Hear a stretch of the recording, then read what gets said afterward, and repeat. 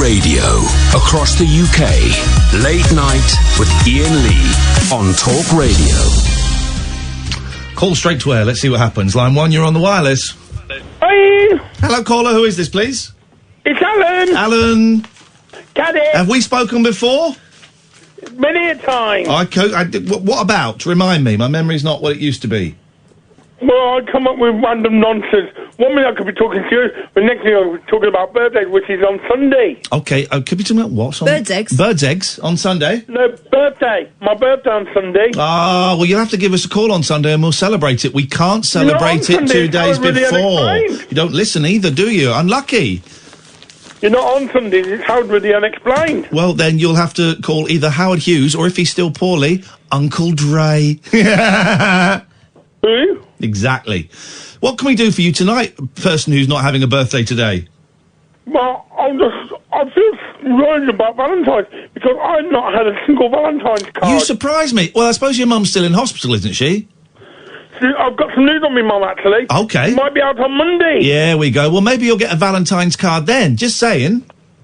No, when the magic's gone, because I sent out 37 Valentine's cards today, and I didn't get one back. Whoa. Hang on a second. Stop the clock. Time out. The show suddenly has a theme.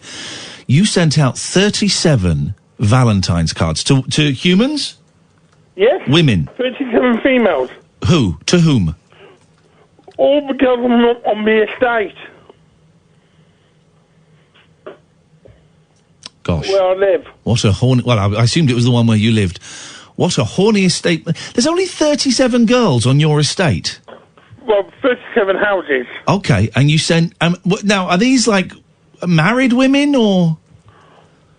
That's the thing, I didn't put them there for me about to guess who they're from. Right. No, well, that's irrelevant to the question I asked. The women you sent them to, are they married? 35 of them were single, 2 were married. 2 were married. You're going to get your bleeping head kicked in. No, but they think it's from their fella. That's the thing. Ah, so you've helped their fellas out. I'm assuming their fellas also have childish scrolls. But the other 35, they're not married. They're not married. And they're grown women. That's right. And they didn't send you a card. Because 35 of them were lesbians. Okay, Alan, thank you very much indeed. It's only vaguely insulting. It's massively insulting. I do apologise. It's massively insulting. Let's go to... But what an estate. I mean, I wonder if research has been done as to why 35 out of 37 women on that estate are lesbians. Line 2, you're on the wireless. Bonjour. Bonjour, monsieur. Au revoir. 0344 499 1000 is the phone number. We'll take calls straight to air, I think, maybe for the whole night, because I haven't done any prep at all. Line 1, you're on the wireless. Hello, Iain? Yes? Hello. Hello. How are you? It's who? Yeah, I didn't expect to get through so quick. This isn't, running... You sound like, fast-running Keith. No, listen, right? We have spoke before. Ooh. Yeah. Right. Do you remember when you were singing, Craigie, Eddie Grant wrong? I don't remember... Oh, yeah, you got a record shop, so you know better. I don't remember singing Eddie Grant wrong. I remember singing Eddie Grant. Yeah, you did. I remember singing, anyway, Baby, come back, boom, ba-da-da-dum. Babe, I remember singing that, yes. Yeah. Yes. Yeah, do you remember? Yeah. Well, that's why I just referenced it in quite big detail, because, I remember. That was Brexit night, if you remember rightly. No, it was Eddie Grant, I think. Yeah. It was the Equals. No, they were called the Equals. It was the same night as Brexit night, so I was a little bit drunk, I'll be honest with you. Okay. And what's your excuse for being a knobhead today? Am I being a knobhead? I wasn't into not being a knobhead. Can I intervene at this? Can I intervene in an attempt to salvage this before it goes any further south? Yeah, go on. If you talk at the same time as Iain, no one can hear you. Also, sorry. You coming across a little bit aggressive. I don't know whether that's nerves or something. Really? No, not at all. Honestly, that's kind of why I phoned up, because if you remember on that night, I was quite drunk, to be honest with you. And Iain did say that, Christ, he's so angry, you know. Angry. Very angry, man. Yeah, but, you know, in real life, I'm not. Great, thank you very much for your call. I mean, I really want to... tonight's show is my last show for a week. This could be the show. Next week, I'm going to be considering my life and my career. It's not an exaggeration. Next week, I'm going to be doing a lot of streaming. But I'm also going to be meditating on my life and my career. Genuinely. Right? A lot of big changes could be happening. Or, if they're not obvious changes, there'll be changes in my attitude. So let's try and make this show one of the best. Let's go to line 3. You're on the wireless. Good evening. To celebrate our Valentine's Day today, we took our kitten to have his nuggets removed. Thank you very much indeed. Now we're talking. Now we've got a show. Let's go to line 4. You're on the wireless. Yeah, Pardon? Okay, I mean, okay. It's a shame. Line, what was that, line 5? 4? 5. Line 6, you're on the wireless. Hello, it's Dean. Hello, Dean. How are you? What have you got for us, Dean? This is a fast-paced boom, bada, bing, bada, bong, bong, bong. What it is, I actually been having a hard day today. You know, my daughter died, and yes. I was really reflecting on it today and found it really, really hard. It hit you today, did I've it? been sober for 24 years. Yeah. I think I'm very close to having a drink tonight. Oh, no. How's that? How is... Hang on, just fast forward the tape. What, just fast forward the tape a few hours. So you have a beer or a glass of wine. Fast forward it 5 hours. Where are you? Sorry? Just imagine you've had that glass of beer or wine or whatever it is. I'll be down in the ground again, I think. There you go, exactly. And so that's why the ability to fast... Actually, the ability... Hang on, Dean, hang on. You got to listen. The ability to fast forward the tape is a great skill. If you're thinking of doing something, fast forward the tape and see where you're going to end up.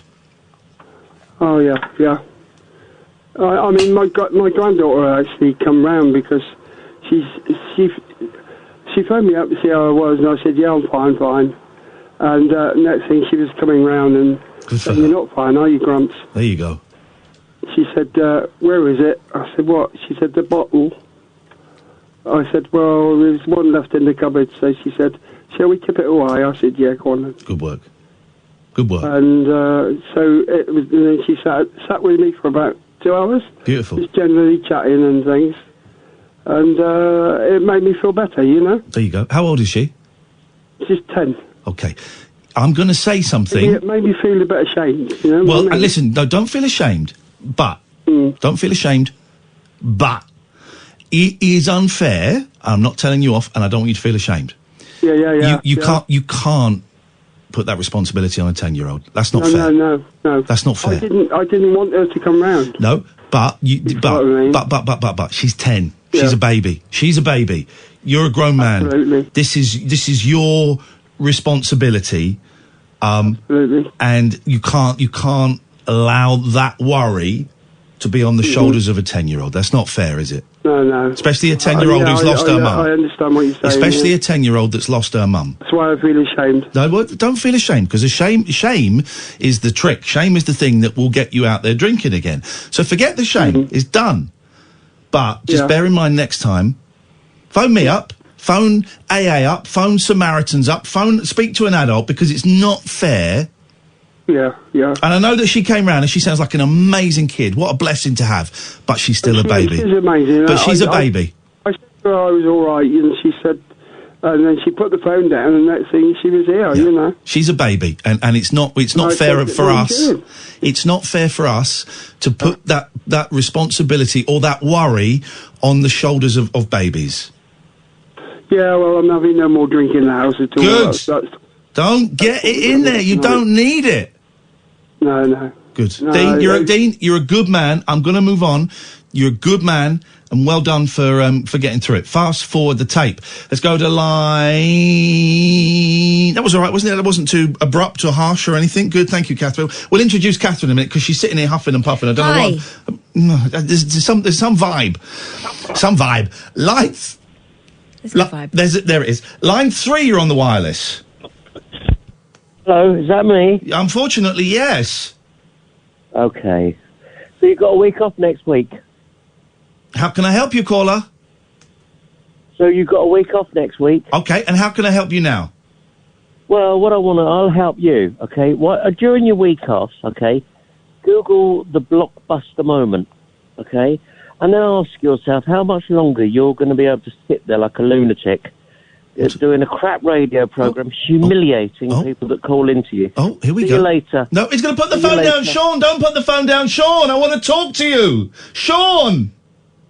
I'm here. What's the blockbuster? I'm not going to Google it, because I don't. But why don't you just tell me what it is, and then you can tell... Well, just tell me what it is first. Don't put the phone down. Let's have a conversation, all right? Okay, cool. So what is it? Because I'm not going to... humiliate me then for once, are you? You remember Blockbuster Video? I don't know what you mean. The shop? Yeah. Right. What about it? That dominated the media thing. Everybody used to go and get their... It didn't dominate the media. It didn't dominate... Sean, we'll have a conversation. Blockbusters didn't dominate... We'll have a conversation if you let me speak. Well, no, Sean, I will do, but I will pick you up on rubbish that you say. Blockbuster Video didn't dominate... Listen, I'll put the phone down in a minute. Well, you will do, because you're a coward, Sean. And I know you've got that Twitter account, and you're a coward. But Blockbuster Video didn't dominate the media. Blockbuster Video... Hang on, let's go back a minute. Let's go back a minute. No, let's address... Sean, let's address the thing that you've said. Blockbuster Video didn't dominate the media. That's a really dumb thing to say. What Blockbuster Video did is, for a long, long time, it was the leading renter of videos and then DVDs. That's not dominating the media, Sean. Okay, so we've cleared that up. Away you go. Well, I'd like to go back a bit, actually. You called me a coward? When was that, Sean? Well, about 45 seconds ago. You said, I know you've got that Twitter account and you're a coward. Right, okay. And? Well, answer my question. Well, I don't know what the question is. You're not very good at this, Sean. Why am I a coward?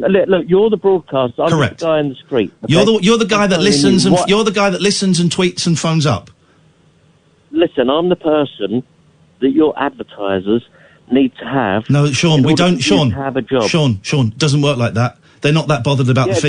Sean, Sean, trust me, they're not that bothered. You don't have advertisers. Sean, it's people like Sean, me. hello. It's people like me. Sean, hello. You hello. Hello, no, Sean. You hello. No, you hello. Hello. I know hello, you are, but what am I? I mean, this is the level of this guy's argument. I know you are, but what am I? What you are. Here we go. Here we go. Ladies and gentlemen, everybody, please. Sean is about... I bet he can't go without doing a swear. Sean is about to tell me what I am. He doesn't understand what Blockbuster Video was, or what the media is, or how this radio station works, but Sean is about to tell me, dear listener, what I am. Are we ready? I think so. Let's have a listen. Sean, what am I? You're a dying medium, because exactly what you've just done, okay, not letting me speak for the last 30 seconds and basically... I'm not a medium, I'm a radio host. I don't speak to the dead. No, you're a medium. You are a medium. Well, I'm not. Actually, these days, I'm an extra large. I'm a 46. What you don't understand is that you're... Oh, is this the sort of person who used to ring us up at the BBC and say, I pay your wages, so I should be able to say what I want? This is the guy who tweets in from time to time, and for some reason doesn't like the show, but can't stop listening. Cannot stop listening. Cannot stop listening. He's obsessed. There's a famous saying in radio. We'll come back to you in a second, Sean, if you've got the balls to hang on. There's a famous radio saying, it's a fella. What's the fella with the hair? The American Private Parts, that guy. Yeah. Howard Stone. The people that like me listen to me for an hour. The people that hate me listen to me for 3 hours. And it's great. Keep listening. Like or hate, I don't care. It's all numbers for me. I don't chase numbers anymore, but it's all numbers. Still going? Phone the insurance companies in 6 months' time. Insurance company. Ask them to advertise for you and pay your wages. Because guess what? They'll say... No, that's not how it works like that, Sean. Doesn't audience like Sean? Yes, it is. Sean, it's not. We don't. I don't have to phone up an insurance company. Is this guy real? Well, is he doing a character? You don't ring up an insurance. Hello, it's Iain Lee. I work at Talk Radio. Would you like to advertise with me and pay my wages? Doesn't work like that, Sean. Go, Sean. You dropped the F-bomb. Is that the best you got? I told you. I knew how that would end. The F-bomb, and then a hang up. Sean. I tell you who pays my wages. I can tell you their name. It's Rupert Murdoch. He pays my wages, and I am very, very grateful for it. It's not some weird insurance company. What was the Blockbuster thing about? I don't know, but I think Sean's made it quite clear that he's not our target audience. So why would we change the show to please him anyway? Sean tweets absolute nonsense to me, and I block it every time I come in. I block it for 24 hours, so I can't see it on here. And fancy being that cross about 3 hours of radio. It's nuts. You know when sometimes you do GMB? Yes, Good Morning Britain. If you read the feed of that, it's a similar thing. It's people who only ever tweet Good Morning Britain and have a kind of director's commentary going on. Sean, if you want to call back, you'd be very welcome, but you've got to watch that potty mouth. I'm really disappointed, not surprised, because you sounded thick, but disappointed that you had to sink to that level. I hadn't even got out of second gear. I was just pootling down to the end of the street in second gear. And you had to drop an F-bomb and then hang up. Shawnee baby, come on, man. You can do better than that. 0344 499 1000. Oh, happy Valentine's Day. This is Talk Radio. Late night, Iain Lee on Talk Radio. Call straight to air, 0344 499 1000. As you know, this show is about love and it's about peace and it's about spreading goodwill and positivity. Now, Sean, I will let you back on, but can't have any more of those F-bombs or that potty language, and try not to shout. With that in mind, Sean, welcome back to the show. Thank you. Would you like to apologise? Would you like to apologise? Welcome back to my show. I mean, I know you are, but what am I? Would you like to apologise to me, to Catherine and to Amy for that foul language that you spouted? Well, yeah, I will, but when you're gaslighted, you know... Would you like to apologise, or do you think it's acceptable? Do you think it's acceptable to swear in front of young women? No, not at all. Away you go, then apologise. Do you think it's acceptable to gaslight your... One thing at a time. One thing at a time. Would you like to apologise for swearing in front of young women? Yes. Go on, then. I apologise for swearing in front of anybody. It doesn't matter whether you're a man or a woman. Well done. Good. Okay, good. So we now accept... You have accepted that by shouting an F-bomb and slamming the phone down, you sank to a childish level. Now, what's this about gaslighting, Sean? Well, I don't really want to discuss that. You can... Oh, sorry, you brought it up twice. I know what gaslighting means. You brought it up twice. I thought you did. Get into that... Oh, you brought it up. Are you going to let me talk or not? Well, no, here's the thing, Sean. You brought up gaslighting. I assumed you wanted to talk about it. That's my mistake. I apologise. Sean, what would you like to talk about? Is it Blockbuster videos again?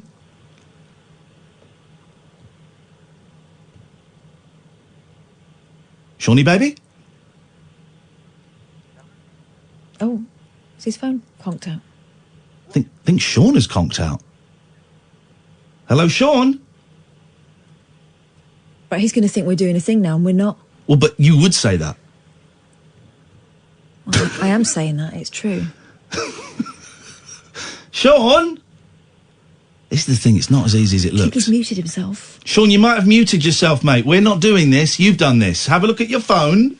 If you're not talking... Can you hear me? Yes. We can hear you now. Now that you've unmuted yourself, yes. Yeah. Okay, yeah. I think I might have had my thumb over the... Oh, you had your thumb over the mouthpiece. My God, and this guy phones me up to criticise me for doing a radio show. He can't even do a phone call. Sean, what would you like to say? Is it about Blockbuster videos or some other nonsense? Sean? I'll start from the beginning, okay? Yes, okay, and Sean. if you can give me a minute.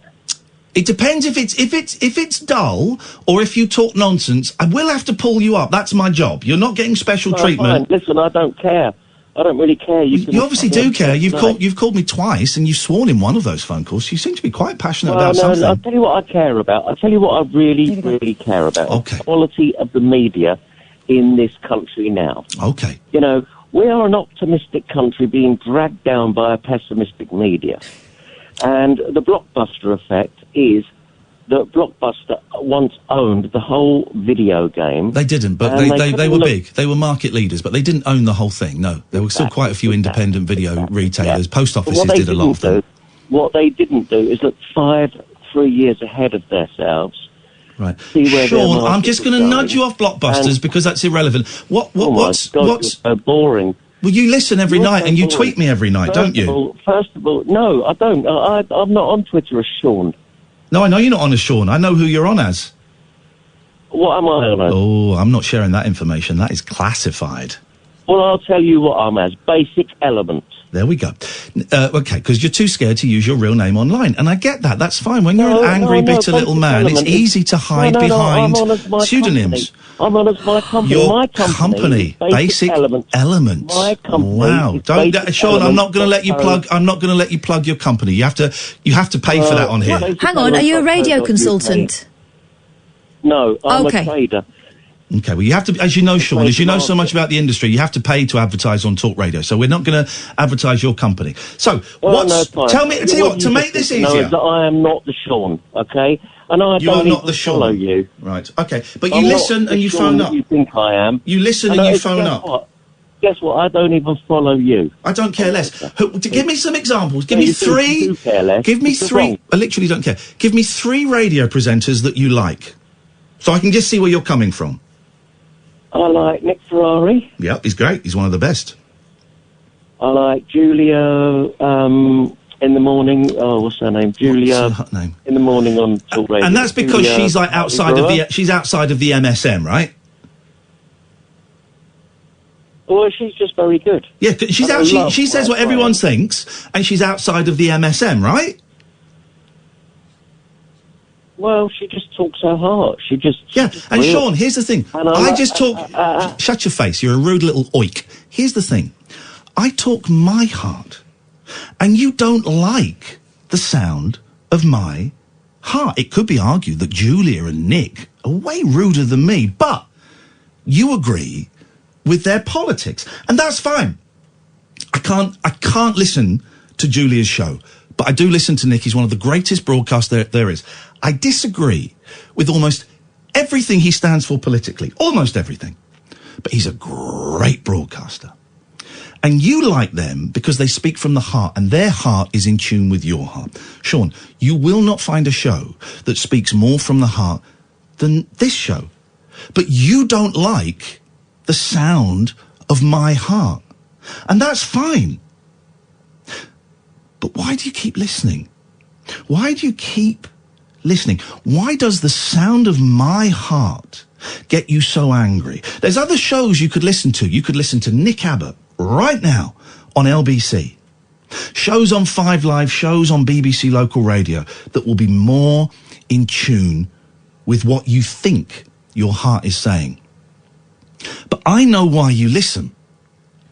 You listen because you're unhappy, possibly lonely, certainly dissatisfied with the way your life has turned out. And you hear something in this show, and you hear something in me that makes you sad, because there's something missing from your life. And it gets you angry. It gets you angry because you know that you've missed opportunities. You know that you've made wrong decisions. Maybe decisions for money instead of love. Maybe decisions for personal wealth instead of for art. Decisions that didn't make you happy. And you know that because you listen to this show, which is about happiness, which is about joy, which is about love. That's why you listen. That's why you get angry. That's why you think you hate me. And you know what, Sean? I am happy to be hated by you. I'm happy to be the person that you hate. I'm nominated for 2 awards, as is Catherine. We're about to get our contract renewed for another year. So, hate me as much as you want. I'm proud to be your figure of hate. If it helps you at some point realise the mistakes that you have made in your life and leads you towards happiness, Sean. Boring man. And you're too scared to let anybody that disagrees with you have a voice. That's why you keep talking over me. This is a phone-in show. Now you put the phone down on me. No, carry on, Sean. We're listening. We're listening. We're letting you speak because I love you. This is a phone-in show. This is a show where you let members of the general public phone into you and express their point of view. I love you. And all you. the time they're doing that, if you're just going to talk over them... I love you, Sean. First of all, humiliate them. I love come you. on the radio like you did 2 nights ago, and just the first thing you said was, I hate Britain. I hate this. Sean. We weren't into you nights ago. What I like about this I country love is you. the Beatles. I love you. Yeah, go on. I love you.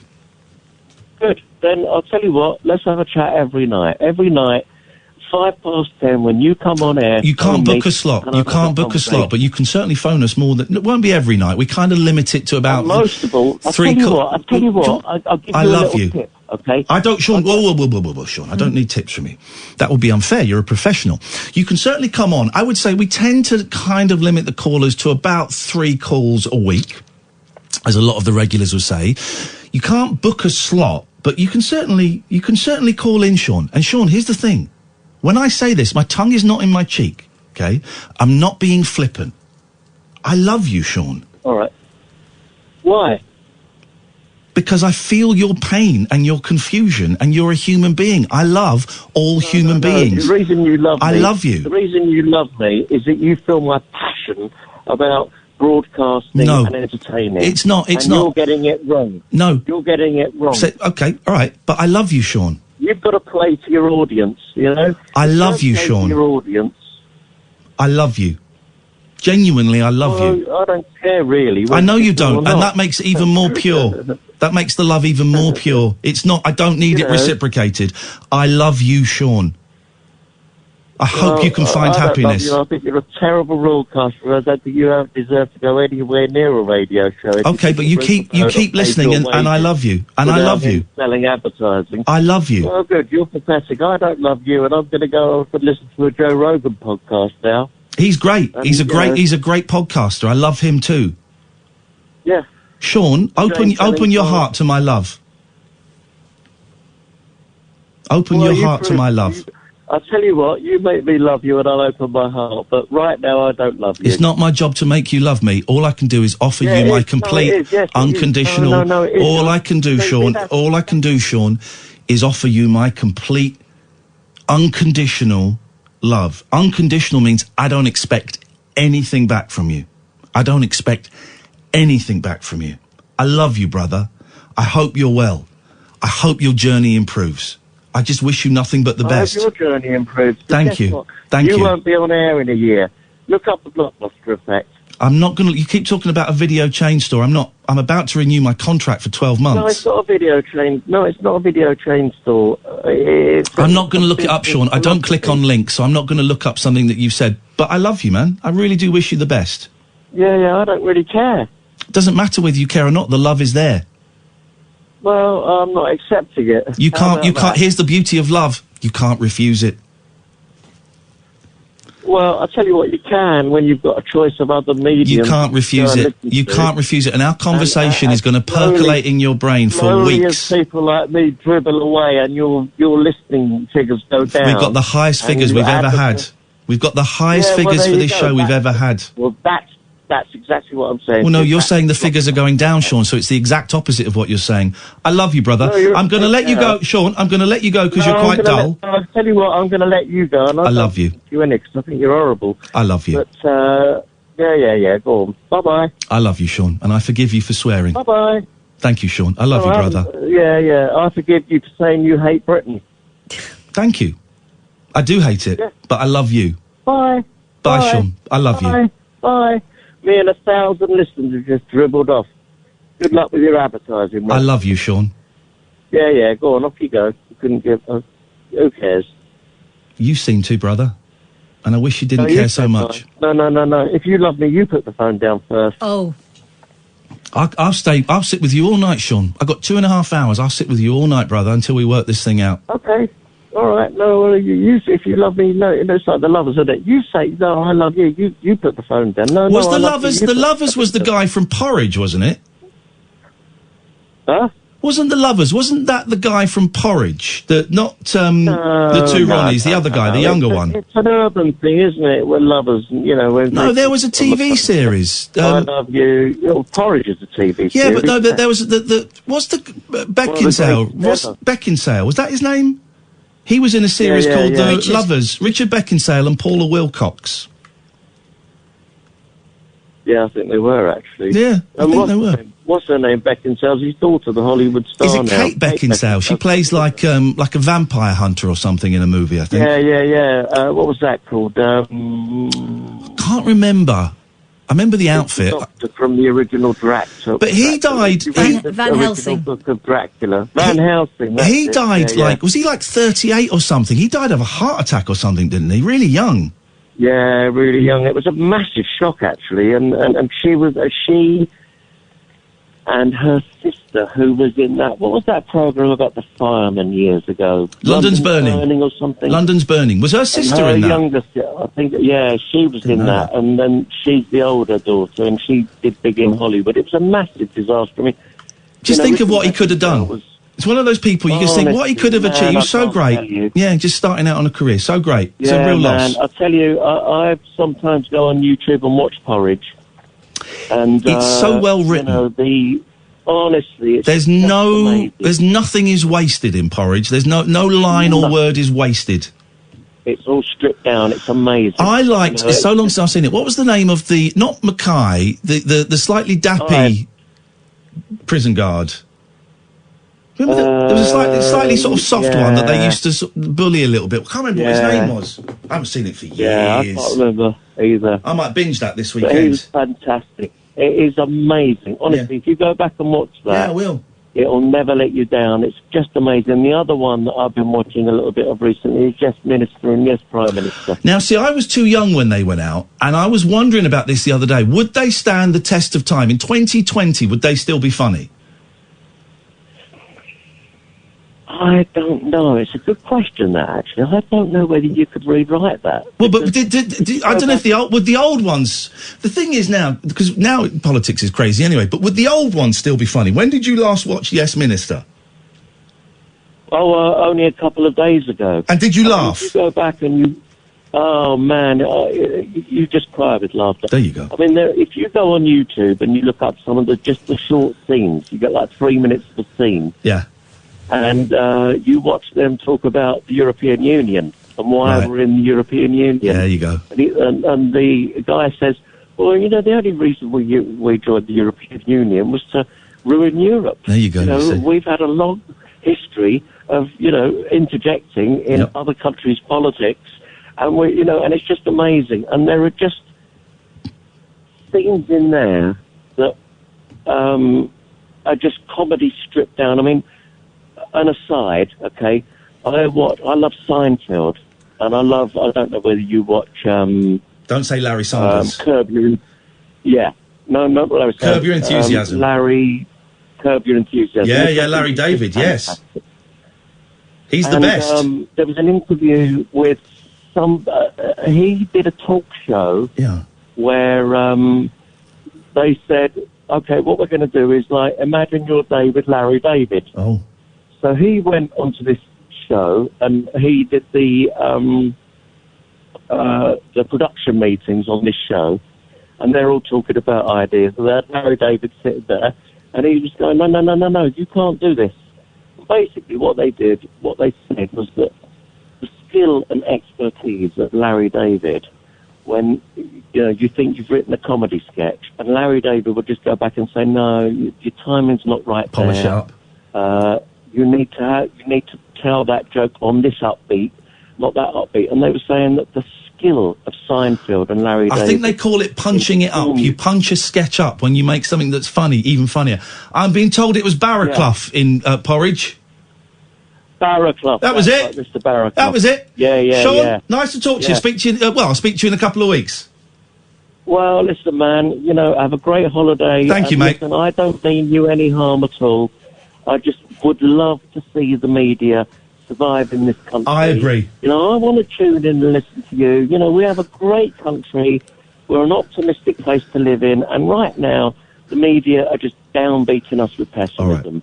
Sean, I've got to move on because I'm late for the ads. It's nice to talk to you, Sean, and we'll talk again. You loved me earlier. I love you. No, I love you. Thank you, brother. And I'm not sure enough of Twitter, I promise you. All right. Listen, it's nice to talk to you, and I'm glad we found some common ground. Have a nice weekend. We'll speak soon. Thank you so much. Have a great week off. Thank you, Sean. Skill and expertise. Thank you, Sean. Oh, I haven't introduced you yet, Kath. This is Talk Radio. Late night, Iain Lee on Talk Radio. Paul says, you're the freaking Sean whisperer. Thank you, Sean. Thank you. And thank you, everyone, for your lovely comments on Twitter. I've not seen Twitter go so crazy since over one phone call. Sorry, I'm Iain Lee. You are... I'm a big fan of the Beckinsales all of a sudden. Sorry, Kath, I'm not really introduced. No, it's fine. I had to step in a couple of times. I don't know if you noticed. Thank you, Sean. With the first guy who was a little bit aggy, and then, there was a little bit there, but I sat back and watched that with glee. I was thinking today, what transferable skills have I got? None. Prison guard. Well, yeah, I've not really got any. But one thing I'm quite good at, I like to think, and you're good at this as well, Catherine, is just knowing when there's something else there that's not being said. Is just knowing when there's something that's not been said. Yeah. There's just a little something. I don't always know how to get there, but I always know when there's something else going on over there. Conversation's here, and I just catch a glimpse of something over there. Yeah, and then there's a little moment. Yeah. Where you see just a ray of light. Yeah, and we had it with Sean. Thank you, Sean. And it takes balls, Sean, to start a phone call as you did, and then end a phone call as you did. So thank you. Genuinely, I love you, man. And thank you. And I get it. I really enjoyed that. As a real insight into human nature, to the media, to Blockbuster. I used to love Blockbuster. But I was thinking, because a lot of Netflix now, Saturday night... What was Blockbuster again? Blockbuster Video. Wow, what a difference. Yeah, but explain what was the business model? I can't. But Saturday nights, right, is now 45 minutes in front of Netflix. Nah. Give it 5 minutes. Nah. And that was the same in Blockbuster. You'd go in there and go, no, and you'd take one, they go, no, you've got to bring the blue case that's behind it. There weren't any blue cases. It's all out then. Yeah. And that was a lot of... But the difference was, right, with Netflix, everything is disposable. If you don't like this, there's a gazillion others on there. So you might watch 15 minutes or something and then give up. Yeah. With Blockbuster, you were committed for the night. You had to be committed. But the number of times I remember renting Misery, because my girlfriend at the time hadn't seen it. And just when it gets to the bit where she hobbles him, where she smashes his... You've seen it, right? Yeah. Where she smashes his foot in. The DVD... Dirty birdie! The DVD jammed. And I had to go back and take it back and say, oi, give me another one. Wow. Scumbags. Let's take some calls straight to air. Let's go to line 4. 4, you're on the... Thank you, Sean, genuinely. Line 4, you're on the wireless. No, you're too slow. It's going to be speedy now because we're slow down a little bit there. Here's a top tip. Yep. If you're listening on the radio for your cue, don't turn your radio off. Listen on the phone because there's a delay. 3, you're on the wireless. Hello? Hello? Hello, can you hear me? Yes.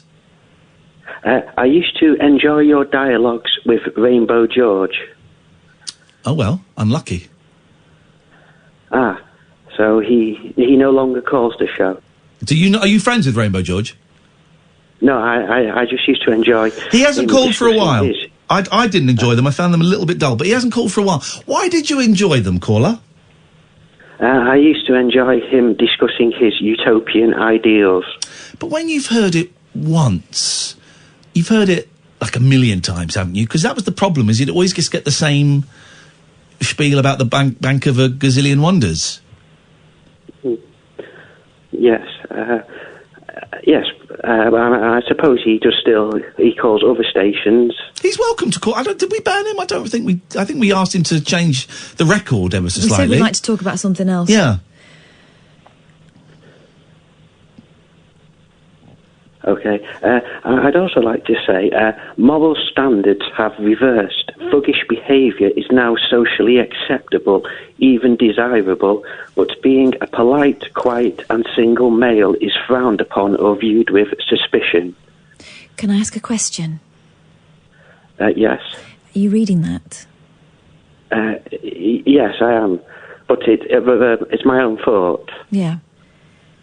I don't like thuggish behaviour. Do you like thuggish behaviour? I think it's still frowned upon. Yeah. Well, I object to thuggish behaviour, yes. Okay, well, that's 3 out of 3. I don't think it's socially acceptable then, is it? Well, I think so, and it appears to me that some people find it quite attractive, actually. Women, for instance. I don't know if you've noticed, but I've been a woman for quite a while, and I don't like it. Well, many do, from my observations anyway. For example? Well, I can't name anyone in particular, but I've observed it. But thuggish and aggressive males. Well, hang on a second. I can't let you come on and say that women are thuggish and aggressive without any examples. No, they're attracted to thuggish. Oh, they're and attracted to males. it. Yes, I've noticed that thuggish men always seem to have female patrons. Patrons. I can't work it. Can I put my card? I have some cards here, caller. Can I put them on the table? Okay. I can't work out if you're real or not. You mean as in a real person or some sort of alter ego? Yes. Yeah. Well, and normally I can tell like that, and I'm 50-50 on this. 50-50. I hope you're not offended by that. No, I'm being quite sincere. You sound like Alan Bennett. Well, I'm not, unfortunately. Females are attracted to men with the most elaborate social ornamentation. Hang on. So, thugs with bright coats on? Well, in humans it manifests perhaps in thugs with sort of chains and very sort of gold chains. Mr. T. Baseball caps. Okay. Mr. T and Howling Mad Murdoch. I mustn't be a typical female then, because I'm not massively into a lot of bling bling. Are you just disappointed that you're not getting any? Not anymore, no. So you've resigned yourself to the fact that you're not getting any? Yes, I'm quite content being a solitary male. I just wish that solitary males were not vilified by society. Well, but by society you mean women, I think. No, by society in general, but women are inherently sociable, so they view us with mistrust and suspicion. It's interesting, we've been having this conversation. You've not asked me or seemed interested in what I think about what you're saying, these generalisations about women. Well, I mean, I've read women try to justify their behaviour on internet forums, and I've never been convinced by it personally. Do you like women?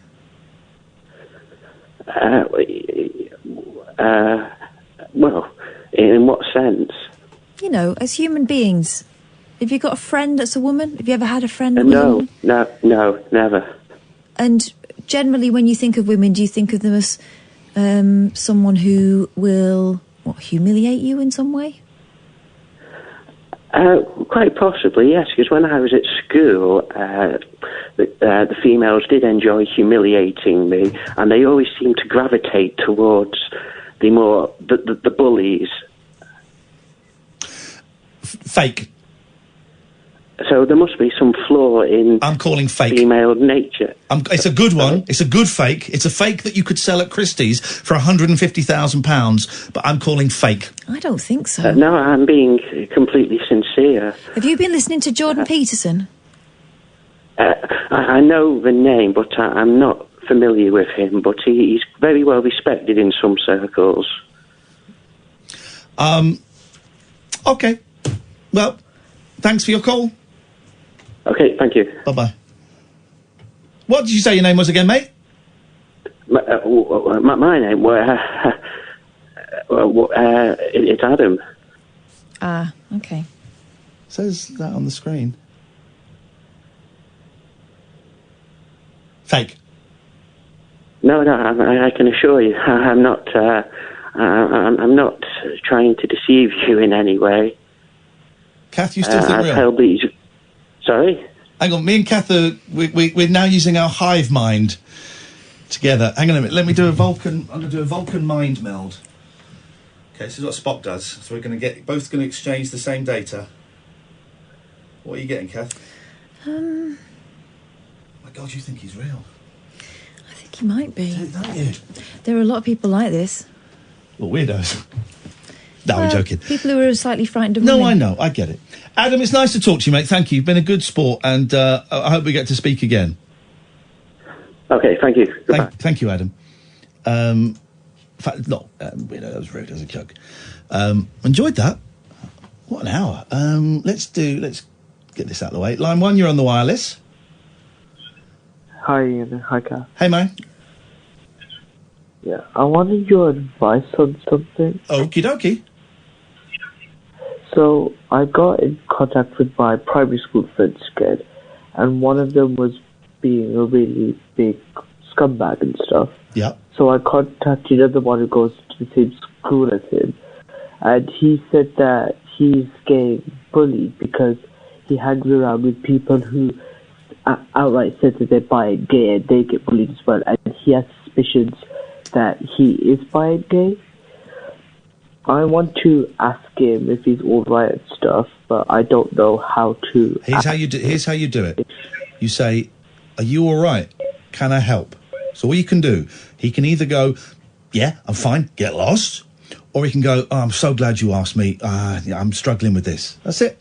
Ask. The direct. Here's the thing I've learnt at the age of 46: the direct question is the best question. I got a question I had to ask my boss, and I was thinking about fudging it.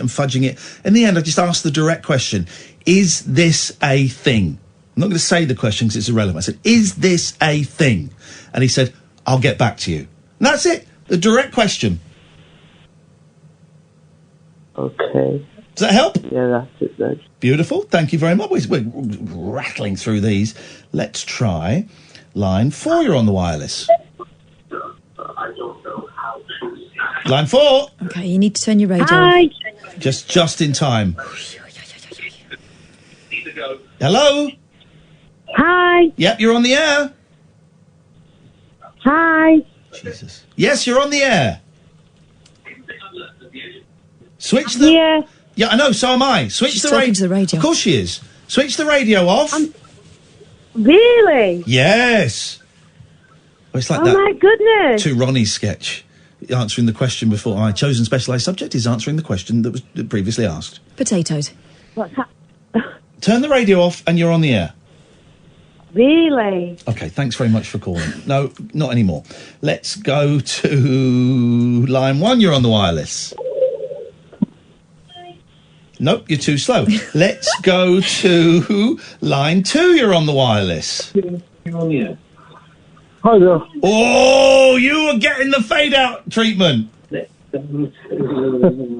you're still getting it because that was a mess. Let's go to line 5. You're on the wireless. Hello, Ian, Lee and Catherine Boyle. It's Gerald. Everyone loves Gerald except for me and you. Everyone loves Gerald. I hate it. He put the phone down. Here's the thing. We did a rabbit hole, right? And Gerald phoned up and I went, oh, God, it's Gerald. And me and Catherine, like, oh, God. The whole room cheered. Yeah, but you know what? I think partly now it's because of us not liking it. Let's try line 1. You're on the wireless. You got to be ready. Not ready. Right. Okay. Listen, guys. If you're thinking of phoning us, turn the radio off and talk down the phone. Right. There is a delay. Let's try line 2. 2, you're on the wireless. Hello, Ian. Hello, Catherine. Well done. Well done. Someone who knows how to use a phone. Successful phone call. Well, a successful beginning to the phone call. We don't know what the content will be. Probably some crappy quiz. Yes. Well, actually, it isn't, Ian. Thank you. It's Valentine's Day. It's a programme of love and peace, and I think you're displaying that very well this evening, so thank you for that. Up yours, weirdo.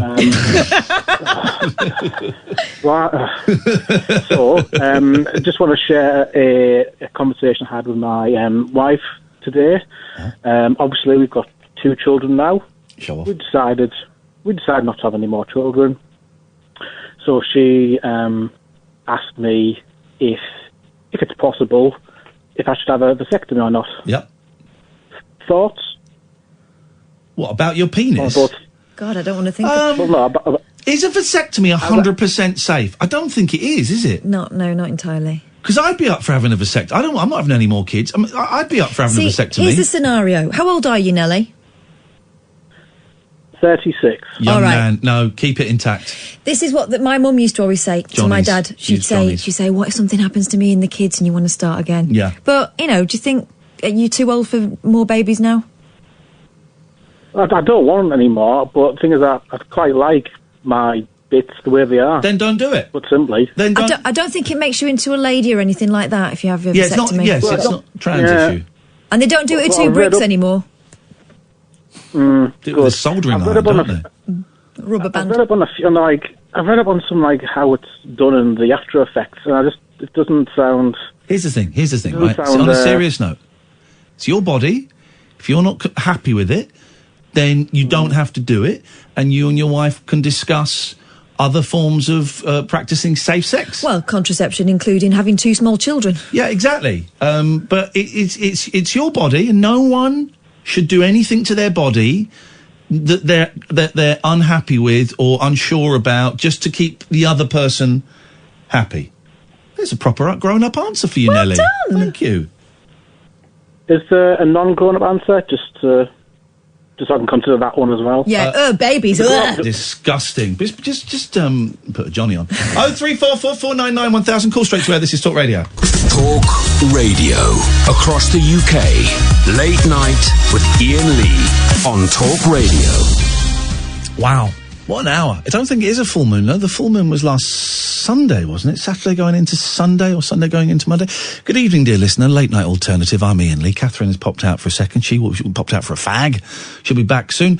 I'm off next week. I'm having a little crisis of confidence and a little ponder. I'm not feeling very well, the old mental health stuff. But I'm also just want to have a ponder about where I want to go in the next 3, 4, 5 years in terms of my life.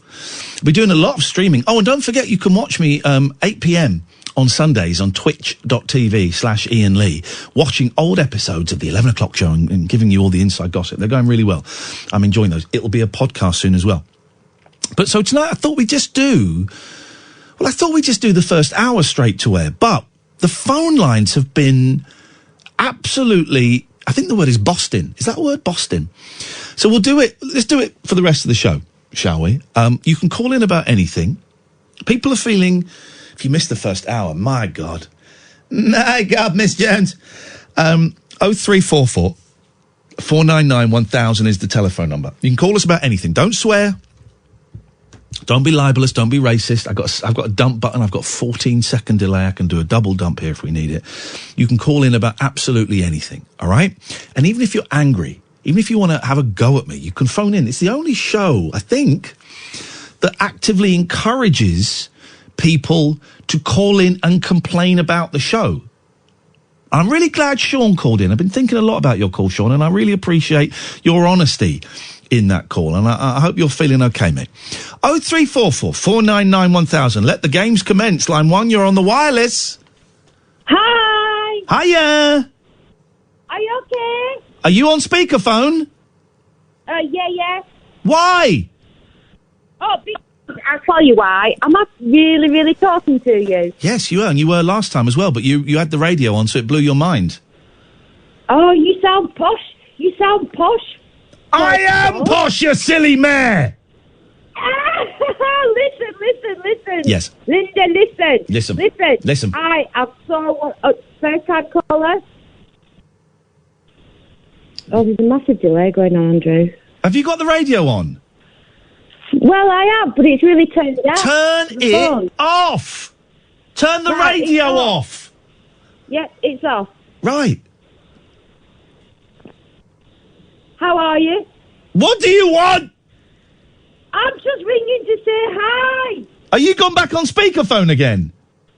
No, Goodbye, thank you very much. Let's go to line 2. You can't be on speakerphone, take speakerphone off, then go back on speakerphone. Line 2, you're on the wireless. Good evening. How are we tonight? We are fine tonight. Great. I was just listening to that chap about the vasectomy. Yes. Have you had one? Right. Not recently, no. But why is it always the men who feel they're asked to do that? I was sterilised at 29. Only the men can have a vasectomy. That's why the men feel obliged. Well, no. I mean, but I just when I was married, I've been my partner now for 20 years. But when I was married for 17 years, and I decided at 29 I had a little boy and a little girl. I didn't want any more children. I didn't want to keep taking the pill because of the side effects of cancer and whatever, which I developed anyway.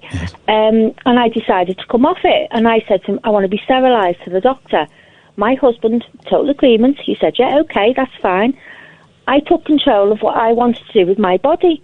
And my doctor said to me, well, to be honest with you, he said, it would be easier if your husband got it done than you. It's cheaper, apparently. The operation is cheaper for the NHS. And I said, but that just stops me getting pregnant by him. And he just sort of looked away and said, I'm only joking. Doesn't sterilisation, does that not have an impact on your libido? No. You still feel, I'm going to say, you still feel horny from times. I genuinely thought that got rid of that feeling altogether, but that doesn't. No, it's fine. Get in there. Yeah. And then, unfortunately, me and him separated a good few years later, and I met my future partner. I say we've been together 20 years. I'm 56 now. I was sterilised at 29. I took control over something that I didn't want to do anymore. I didn't want to, and the doctor said to me, well, what happens if something happens to your children? And I said, beg your pardon? He said, well, I said, well, yeah, thinking about it now, you've asked me. I said, I wouldn't want to replace them anyway. My son's 32 and my daughter's 20. You know what I mean? Yeah. I don't want any more children. No. And I said, my son's 32 now, my daughter's 29. My daughter's got a little girl of her own. She doesn't want any more children. She's taken control of what she wanted one, and she's got one, and that's all she wants at 29. She didn't want to go through that pregnancy again because it was really tough for her. But vasectomies can be reversed, and sterilisation, I'm guessing, cannot be reversed. No, they put 2 clamps in, which sort of the fallopian tubes won't go back into their normal shape. Even if someone blows down them? Yeah, big straw. Like a big straw. Well, I just don't understand why women sort of say, oh, I want you to have a vasectomy, I don't want any more children. Kath, I don't understand why they don't look into the other side of it. We have a woman in the studio. Some Catherine women is a obviously... woman. Go on. Some women obviously do, you did, but I think it's a conversation you have between the two of you, isn't it? Yeah. And, as the person... Hang on, Jackie. As the person Sorry, Kath. As the person who's probably been taking care of the kind of, being on the pill. I was on the pill from the age of 16. I stopped taking it 16? Probably about 10 years ago. Yeah. Yeah. About 10 years ago, because it was making me flipping sad. Oh, God, I've never been so sad in all my life. Yeah. And headaches. And anyway, so I came off it. But I can understand why some women will go, do you know what? I think I've done my bit. Do you want to join in at any point? Yep. Yeah. Because you are messing with your biology, aren't you? Taking the pill. Yeah. I mean, I was on the pill at 16. I think I came off it at 29. Had enough of taking it, and I thought, all the side effects, as you say, and whatever. And do you know what? My doctor never said to me, take a break, have a year. It was just either you're on it. They just left me on it. Yeah. A lot of women just won't discuss these things, I don't think, with doctors. But when he said to me, well, actually, it'd be easier for your husband to get done, I said, well, this is my choice. Well, that's fair enough. I'd like to be sterilised. I've discussed it with my husband, and he said, yeah, whatever. I didn't say to him, I don't want any more kids. You've got to have the snip. Mm. We sat down and talked about it. Unfortunately, yes, we did split up. We grew apart and we split up. I've got 2 beautiful children and a lovely granddaughter. So, for me, it was the right decision to make, and I don't regret, doing it when I was 29. There you go. No, for me, I knew I was done when I had my second. The moment the second one joined us, I was like, right, we're all here now, done. I'm shutting up shop. I think because I had a boy and a girl, I thought, right, okay, there you go. Well, I think I can say this. I think Catherine won't be upset if I share this. We are talking about making a baby for the show. What? We are talking about it. No, we're not. Not using Not sex. with Catherine. No, yeah, with Catherine. What we do is we're thinking of booking 2 rooms in a travel lodge. Oh my God. I do what I need to do in one room. I knock on the door. She opens it with the chain on. A hand comes out, takes the little dish, the bubbling pot, the Petri dish, and it's just an idea we're thinking of. No, it's not. For the award show. It's an idea you've given a bit too much thought to, I think. Jackie, thank you very much for that. I appreciate that. Although it would get us an award, wouldn't it? Wouldn't it just? Let's try. Hello. Hi. Hello. Hi. Third time lucky. Third time lucky, that's exactly what I said. Are you on speakerphone for the third time? No, I am not on speakerphone for the third time, so you won't put the phone down on me, will you, Ian? Ian? Are you listening on a headset or something? Because you sound far away from the mouth hole. Oh, Catherine, no, I'm here, listening. Do you know, you sound just like my cousins. Drunk. Really? You do. Listen, Linders, listen. Linders? I am a first-time caller, Yes. and I... Well, this is your third time. This is your third time tonight. Yeah, but you kept putting the phone down on me. Because the first one you had the radio on, you muppet. But I'm learning. Now I know just to speak to you the minute someone says hello. Well done. You've got it. We're making progress, kid. Yes, I've got it. Yes. You sound posh on the phone. We've done this bit. I am posh. You are posh. But listen. I'm listening. I've been listening now for a couple of months. Well done. And I Googled you both because I didn't quite picture who you were. Thought I felt something happen. So I was happen. pleasantly surprised because I remember you from... who? What? Yeah, that show. But Catherine is so beautiful. From that show? Remember you from that show, and Catherine's so beautiful. You must have looked at the wrong Catherine. Yeah. You did go in the jungle. Yeah, I went in the jungle, yeah. Yes. You're amazing. Thank you. Yes. I'm a hero. But it's really bizarre putting a voice to a face. Isn't it? Well, let me describe you. I think you sound to me like you come from I'm going to say from Africa. Are you Nigerian? Stop it. No. Nigerian? You are 5'3". No, I'm 5'6". Oh, come on. I was close. You're a wee woman. A perfectly good height. A wee woman. You've got short, dark hair. No, I'm blonde. Okay, well, I'm there. You've got boobs. No, I've got a fair pair, yeah. There we go. It's a phrase I was thinking I wasn't going to use it. And you sound about 52. Oh, really? I'm 44. Shut the front door. Pack those smokes in. No, I'm 44. But do you know what made me ring you tonight? Booze. No, well, yeah, I have had a drink, and I don't usually drink in the week, but I have had a drink tonight. But do you know what made me pick up the phone? Because I go to bed and listen to you both. Yes. Of an evening. Yes. What's your name? Not been on. Claire. Claire. All right, Claire. Claire with a fair pair. No. You got sweat patches. So have you. Yeah, but I'm wearing a t-shirt. You're wearing a jumper. Do you know I've not got a shower? That's why I've got sweat patches. Sorry, Claire. I'm just. I stink. You do actually. No, I don't. I smell lovely. Oh, the brilliant. Listen, the reason why I rang you tonight was because I listened to you most evenings. You weren't on in the week, so I was really down and I had to fall asleep with Michael Seeley to get me off to sleep. Usually you get me off to sleep, but listen. Yes. Sean, who is Sean? Sean, who is that guy? He's a friend of the show now. We've won him round. He's a human being. He's a human being struggling through life as we all are. Just wants to be loved. We all want to be loved, don't we, Claire? How did you start that conversation like you did, and then finish it like you did? Because I'm the best. Mad skills. I am the best. Catherine, that was amazing. How he started it, how he ended it was totally bob on. You know, he was bob on. You know, he used to be a hypnotist.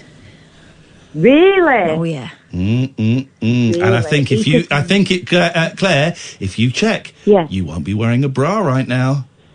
I am not wearing a bra. Boom! You see? Claire, thank you very much indeed. I still got the mad, slightly creepy skills. Let's go to line 2. 2, you're on the wireless. Hi, how are you doing? Yeah, good. Good, yeah. I just wanted to call about sort of mental health. Okay, there we go. And I just want to kind of say that listening to you over the last sort of month and the last 2 months has really sort of helped me to accept that I had problems in my life that I needed to sort of sort out and resolve. Oh, hey, nice one, man. Thank you. Well, not nice one that you've got issues. That's a terrible. Yeah, nice one, man. You're nuts like me. Thank you. Did you send me a DM or something the other day?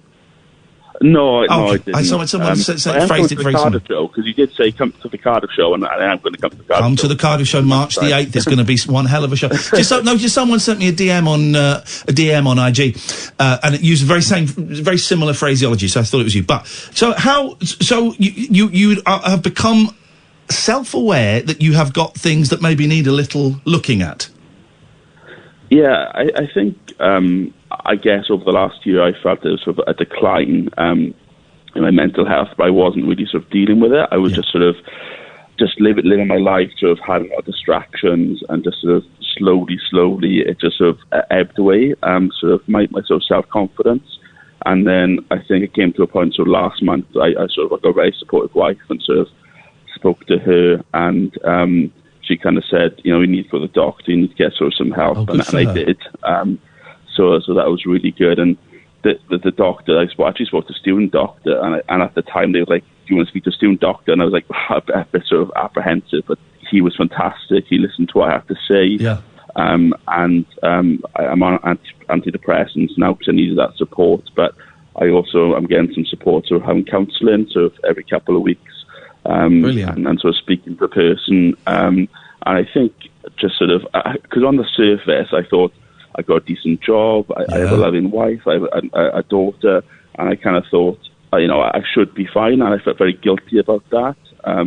But, and I think listening to you guys, it really sort of made me accept that it doesn't matter what external things are going on, internally, if things aren't right, you need to kind of get support and help. And I think listening to callers, listening to people, speaking to people honestly and openly in my work, and sort of my family and my friends just sort of open up a bit. Let me ask you a question, because you've said something, everything you've said is really important, but there's something you said that really kind of registered with me, and I think some people listening might just need this little bit of encouragement.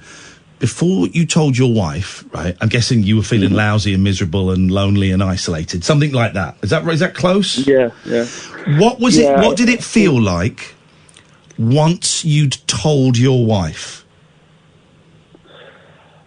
It was sort of, I think that the point for me was that she was always kind of saying to me, you can get better, so you can sort of help yourself, and you need to sort of go see a doctor and sort of get some support. And I would always just say, I'll get back on it. For me, it was always linked to sort of my weight and sort of trying to sort that out. Sort of, I'd be great for a little while, and then I wouldn't be so great, and I would sort of be off and on my diet, and then I think I thought it was linked to that, but really it was sort of deep down where I was sort of fueled really by sort of anger inside myself and sort of a bit of hatred, to be honest with you. And I think before I actually kind of accepted what my wife was saying, so that final day when I go and actually I came home from work and I shut myself away from everyone. I deleted all the social media, which isn't a bad thing, but it's kind of, it was to isolate myself. And then she just said, you're kind of reaching a point now where you need to go and speak to someone, and I accepted that then. And that, like you said, was a real big help for me. And the next day, that's the first thing I did, was I went to the doctors and got some support then. And I think that the process for me has been just accepting that, that there are things I need to resolve, and it's not those sort of external things. I got to sort of have some self-care and put those sort of routines in place to sort of look after myself. I was going to ask you about that. You mentioned your weight there, and I wonder whether, like a lot of people, and I can identify with this, you had in your head, it'll all be sorted out when I've lost the weight. Like that was, like you said, the external thing. My life will be better when I look like that. It's not that, is it? I completely agree with you, because I think it would always be external things that would sort of trigger me sort of putting weight back on and then losing it and putting it back on. And I think now I've come to the realization that was because I wasn't happy with myself and my mental health and my sort of my anger behind that, and sort of things that I resented along the way and I haven't accepted. And I think now I'm sort of coming at it from a point of view of I'm looking after myself, I'm caring for myself, rather than I'm going to drive myself because I've got this hatred. I think you're not fighting yourself. Exactly, yeah. I've accepted where I am at the moment, and I'm starting to love myself for me right now, rather than in the future. I'd love myself. Yeah, I get that completely. Hey man, you're an inspiration. I really appreciate you phoning up and sharing that stuff with us, and I wish you the very best of luck. Sounds like you've got an amazing wife. Yeah, she is fantastic, and I have to say, I've sort of been trying to pluck up courage to call and speak to you guys, because it's something I want to do for a little while. And I know you're taking a little break now next week because you need some sort of mental health sort of support. And I just want to kind of say that it's very important what you guys are doing, because as well as sort of listening and speaking to my wife, I've got sort of support listening to the show, because sometimes it's silly and sometimes it's sort of people like Sean calling in, which is funny. And but I think the crux of it is you're real and you're honest, and I think that sort of is inspiring to me as well. You're a good man. I look forward to our next phone call. Thank you. Yeah, no worries. I look forward to the show. Good luck, man. Thank you. What a nice guy. Just I seem to have a little something in my eye there. We've both got a little something in our eye. Isn't it beautiful when it clicks? What I heard there, I heard a lot of stuff. Talking, to share it with someone. And well done, his wife. It sounds like she ever so gently just kept nudging him every now and then she recognised when he was in too much pain and went, come on, man, you got to do something now. It's caught me a little, you've caught me a little unawares. Let's go to a break. Late night, Iain Lee on Talk Radio. 0344 499 1000. We're taking calls straight to air. I thought we'd do it for the first hour, but the switchboard's been really busier than it has been for a long time. I'm off next week. Kath is in next week. I'm just having my head is not in a great space. I'm all right. But it's not in a great, of course, tonight, the last night, I'm fine. No, but this is good. But it's like when you go to the doctors and, you book the appointment 10 days in advance, and on the day you go, I'm fine. But so I'm going to look after myself. I'm going to make what's that raised eyebrows for? Not like that, Catherine. Well, I probably will. 5 days is a long time. I'm going to do some cooking. I'll make some chili con carne. Going to make shepherd's pie this weekend for the boys. Going to watch some movies. I'm going to watch the Royal Tenenbaums. I wonder when the new Wes Anderson film comes out. I'm going to do a lot of streaming, probably. I think I'm going to do streaming. So you're going to see me playing games and stuff like that. I'm going to play a lot of video games. Might do a bit of writing. I might read the first chapter of the book that I wrote. It's the only chapter I wrote, the racy one. I might read that on the stream next week. I'll put that out there. That'll put a shat amongst the pigeons, wouldn't it, eh? It's about the relapse. It describes in graphic detail the relapse. I'm also going to go to a lot of meetings and speak to my therapist. And I'm going to be speaking to my sponsor, who's given me some written work to do, which I'm going to be doing. I'm going to be praying a lot, meditating, and really considering my future in the broadcasting industry and my future as a man and as a father and as a lover. Well, listen, as a father, you ain't got any decisions to make there. You're stuck with them until at least... I mean, probably be living with you when they're 35. I want to be stuck with those guys. We're doing. My kids are so weird. They're 8 and 10. We're doing another escape room this weekend. Well, and one of them's got a trombone. Oh, one of them's got a trombone, right? And he's got a new trombone. and I had to close my eyes so he could show it to me. And then he got it out, and the first thing he did was he went. It was the first thing he did. And then I said, "Can you go?" He went, "I think so." And he did it in the kitchen, and I filmed it. And I'm laughing so much. I think he might have completed trombone. He's only 10. We got loads of phone calls. Keep ringing, keep ringing, keep ringing. We will get to you eventually. Line 1, you're on the wireless. Oh, hello, George. I'd be getting on there, mate. Now, I got a huge, big sack of turnips for you. Can you just take your mouth away from the mouthpiece a little bit?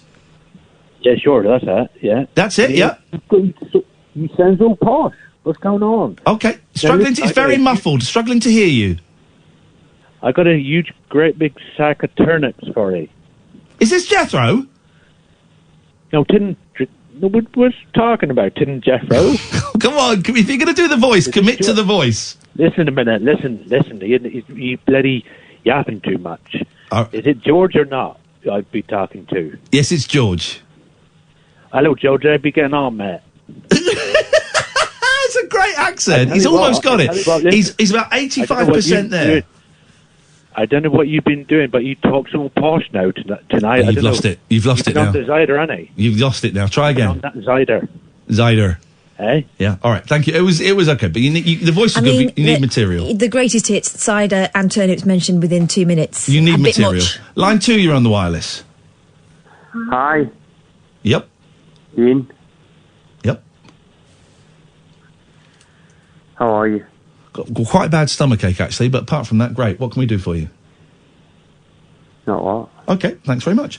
How long was he hanging on to do that? Quite a long time. Gosh. Let's go to line 3. 3, you're on the wireless. Hello. Right, just take your mouth away from the mouthpiece ever so slightly. It's very muffled. Alexa, off. Right. Good evening. Now, are you? Now I can't hear. I understand. This is a different caller. A lot of people seem to have problems judging the space between mouth and hole, don't they? Yes. Well, tell me about it. Are you on speakerphone? Can't hear you, mate. No. Good evening. Good evening. Good evening, Ian. Good evening, Kath. Yeah. Hi, guys. It's Fraser here. Okay, the phone call we've been on for about 4 minutes and we haven't even started this phone call yet. Fraser, go. Yo, okay, right, let's go. I've got 3 points. Don't, just do it. Don't do a preamble. Just do it. Just do it. Give us it. What's the first thing? Are you ready? God, yes, we've been ready since 11 o'clock with this call. Well, to be honest, it doesn't sound as if you're ready. Jeez. Fraser, I know that you've been calling in for the last 40 minutes and we've only just got to you. Trust me, I can get rid of you very, very quickly. Point 1, go.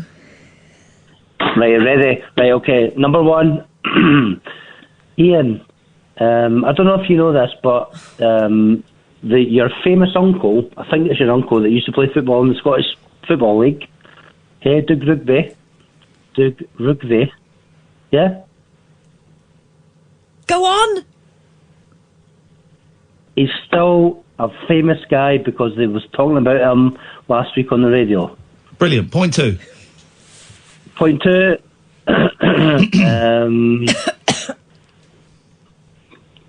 Too slow. I mean, we gave that guy enough space to park 4 double-decker buses. He did that thing that my mum does, which is like, you know your cousin. You know your cousin. He's, Dougie Rugby is my dad's cousin, so that makes him my second cousin, I think. Yeah. Never met him. Used to play for Aberdeen, big fella, in the sort of late 70s, early 80s, then played at Chelsea for a season, and then I think went back to Aberdeen. I think he runs... I know sort of in the 90s or early 2000s, I think he was running a garage. But I never met him. I don't know him. Very famous guy. Well, he was famous in that world of Scottish football. Bit of a hard man, wasn't he, on Tough the pitch? Guy. He was a Fowler. He was a Martin Fowler. The switchboard's empty for the first time. Let's play an advert for one of our colleagues. This is Talk Radio. Late night, Iain Lee on Talk Radio. Calls straight to air. 0344 499 1000 is the telephone number if you want to give us a call. Let's go to line 1. Line 1, you're on the wireless. Yep, you're too slow. Just seeing a tweet that the original incarnation of Talk Radio launched 25 years ago today. I don't know if that's true. Wow. I don't know if that's true or not, but that's what it says on Twitter, so... let's go with it. Let's go to line 2. 2, you're on the wireless. Hi there. I'd like to speak to you with a respect of booking Mr. David Babcock. Iain Lee artist. ILA, Iain Lee Artists. I represent David Babcock. He's a spooky sex man. Yes, can I ask what type of booking it is? Well, we're starting up a chicken night in our church. Ah, okay. In Tell our me more. church hall. I'm interested. And we were thinking that maybe he could come to the first do and do some... because he still does his mediumship, doesn't he? Yes, he does. Well, he doesn't do mediumship as such. What he is he's a goose hunter, which he can actually do. If anyone needs him to hunt gooses, I'm sure we can get that into the act. He's a ghost hunter. He's a spirit. He's a supernaturalist, and he is able to communicate with the dead. Well, this is what I was wondering, whether he could come and sort of like open our chicken night and then do... When you say chicken night, what do you mean by what do you mean by chicken night? Well, we're going to have a fried chicken night. Controversial. For the community. He's recently lost his Chucky, so I'm not sure how he would feel. Here's the thing. Let me speak to you, man or woman. I'm not sure how he'd feel about a fried chicken night, but he doesn't actually need to know it's fried chicken until he's there. Unfortunately, I was listening to the programme when he said he binned Chucky's body. Which apparently, I found out that Chucky actually died 3 weeks before the body was binned, so it was quite manky. Stupid chicken. Yeah, it was a stupid chicken, if I'm honest. He was obsessed with that chicken, and it was holding back his showbiz career. Here's the thing. I murdered Chucky. Ah. I put cling film over its cloaca so that the eggs couldn't come out. Right, so you were hoping by killing Chucky that you could promote his career? Yeah, exactly. It was like Anthony Hopkins in Magic. He was becoming obsessed with Chucky, whereas Anthony Hopkins in the movie Magic became obsessed with his vent doll. Anyway, yeah.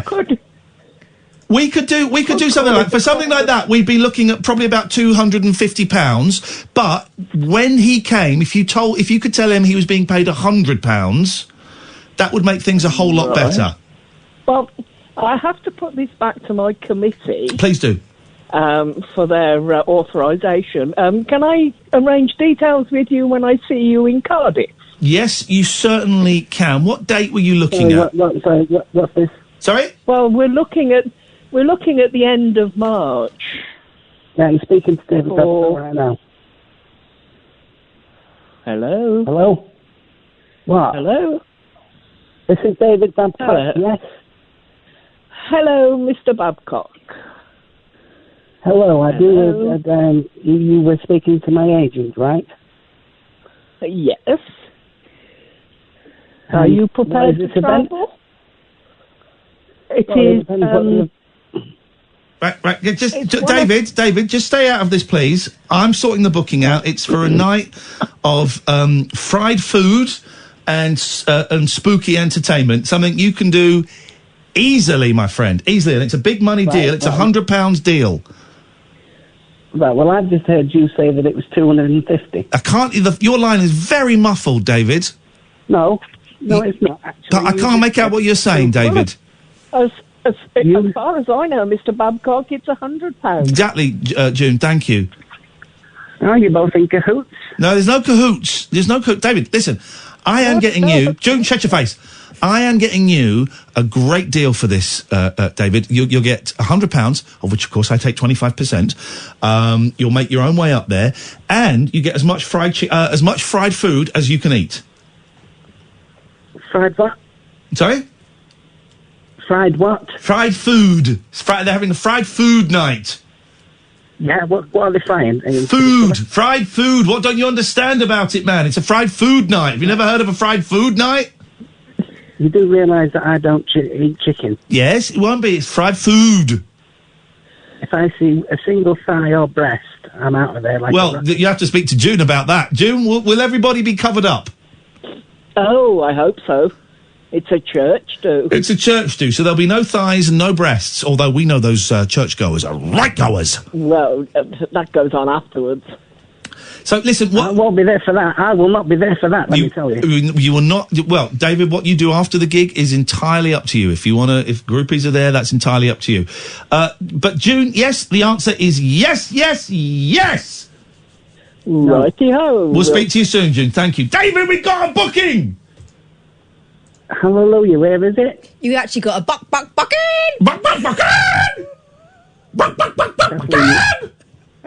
Kathleen, you're better than that.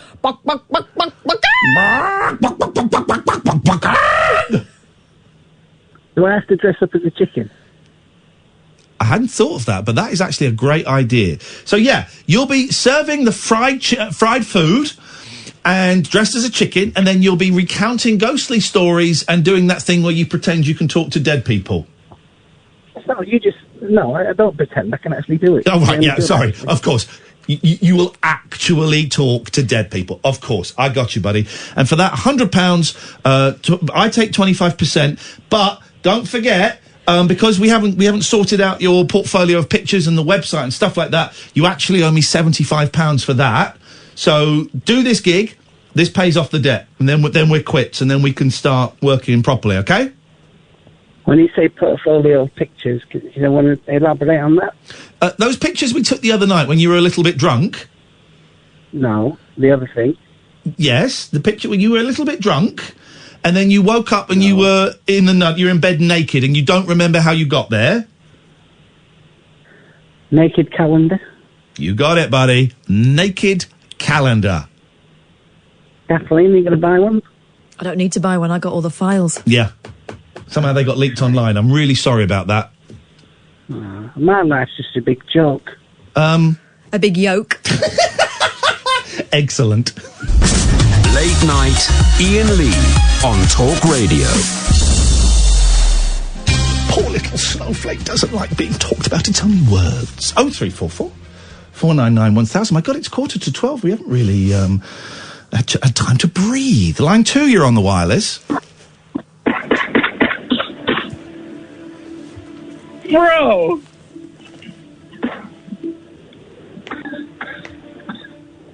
Yes? Check your state pension and see how you can build on it. Or the pension. That's an idiot. We have an idiot on the line. You're 3203. You're on the air. On Talk Radio. I'm Felicia. Join me for the perfect weekend breakfast. I'm going to be reviewing the papers. We have an idiot on the line, dear listener. Weekend breakfast with Penny Smith. Saturday and Sunday morning. Let me chat.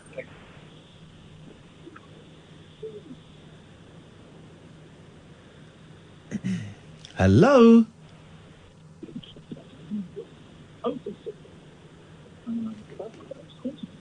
They're going to start talking to... The radio. This never ends well, does it, this? No. It's going to end with them getting cut off Yeah. when they start realising and start talking to me. I'm going to cut them off immediately.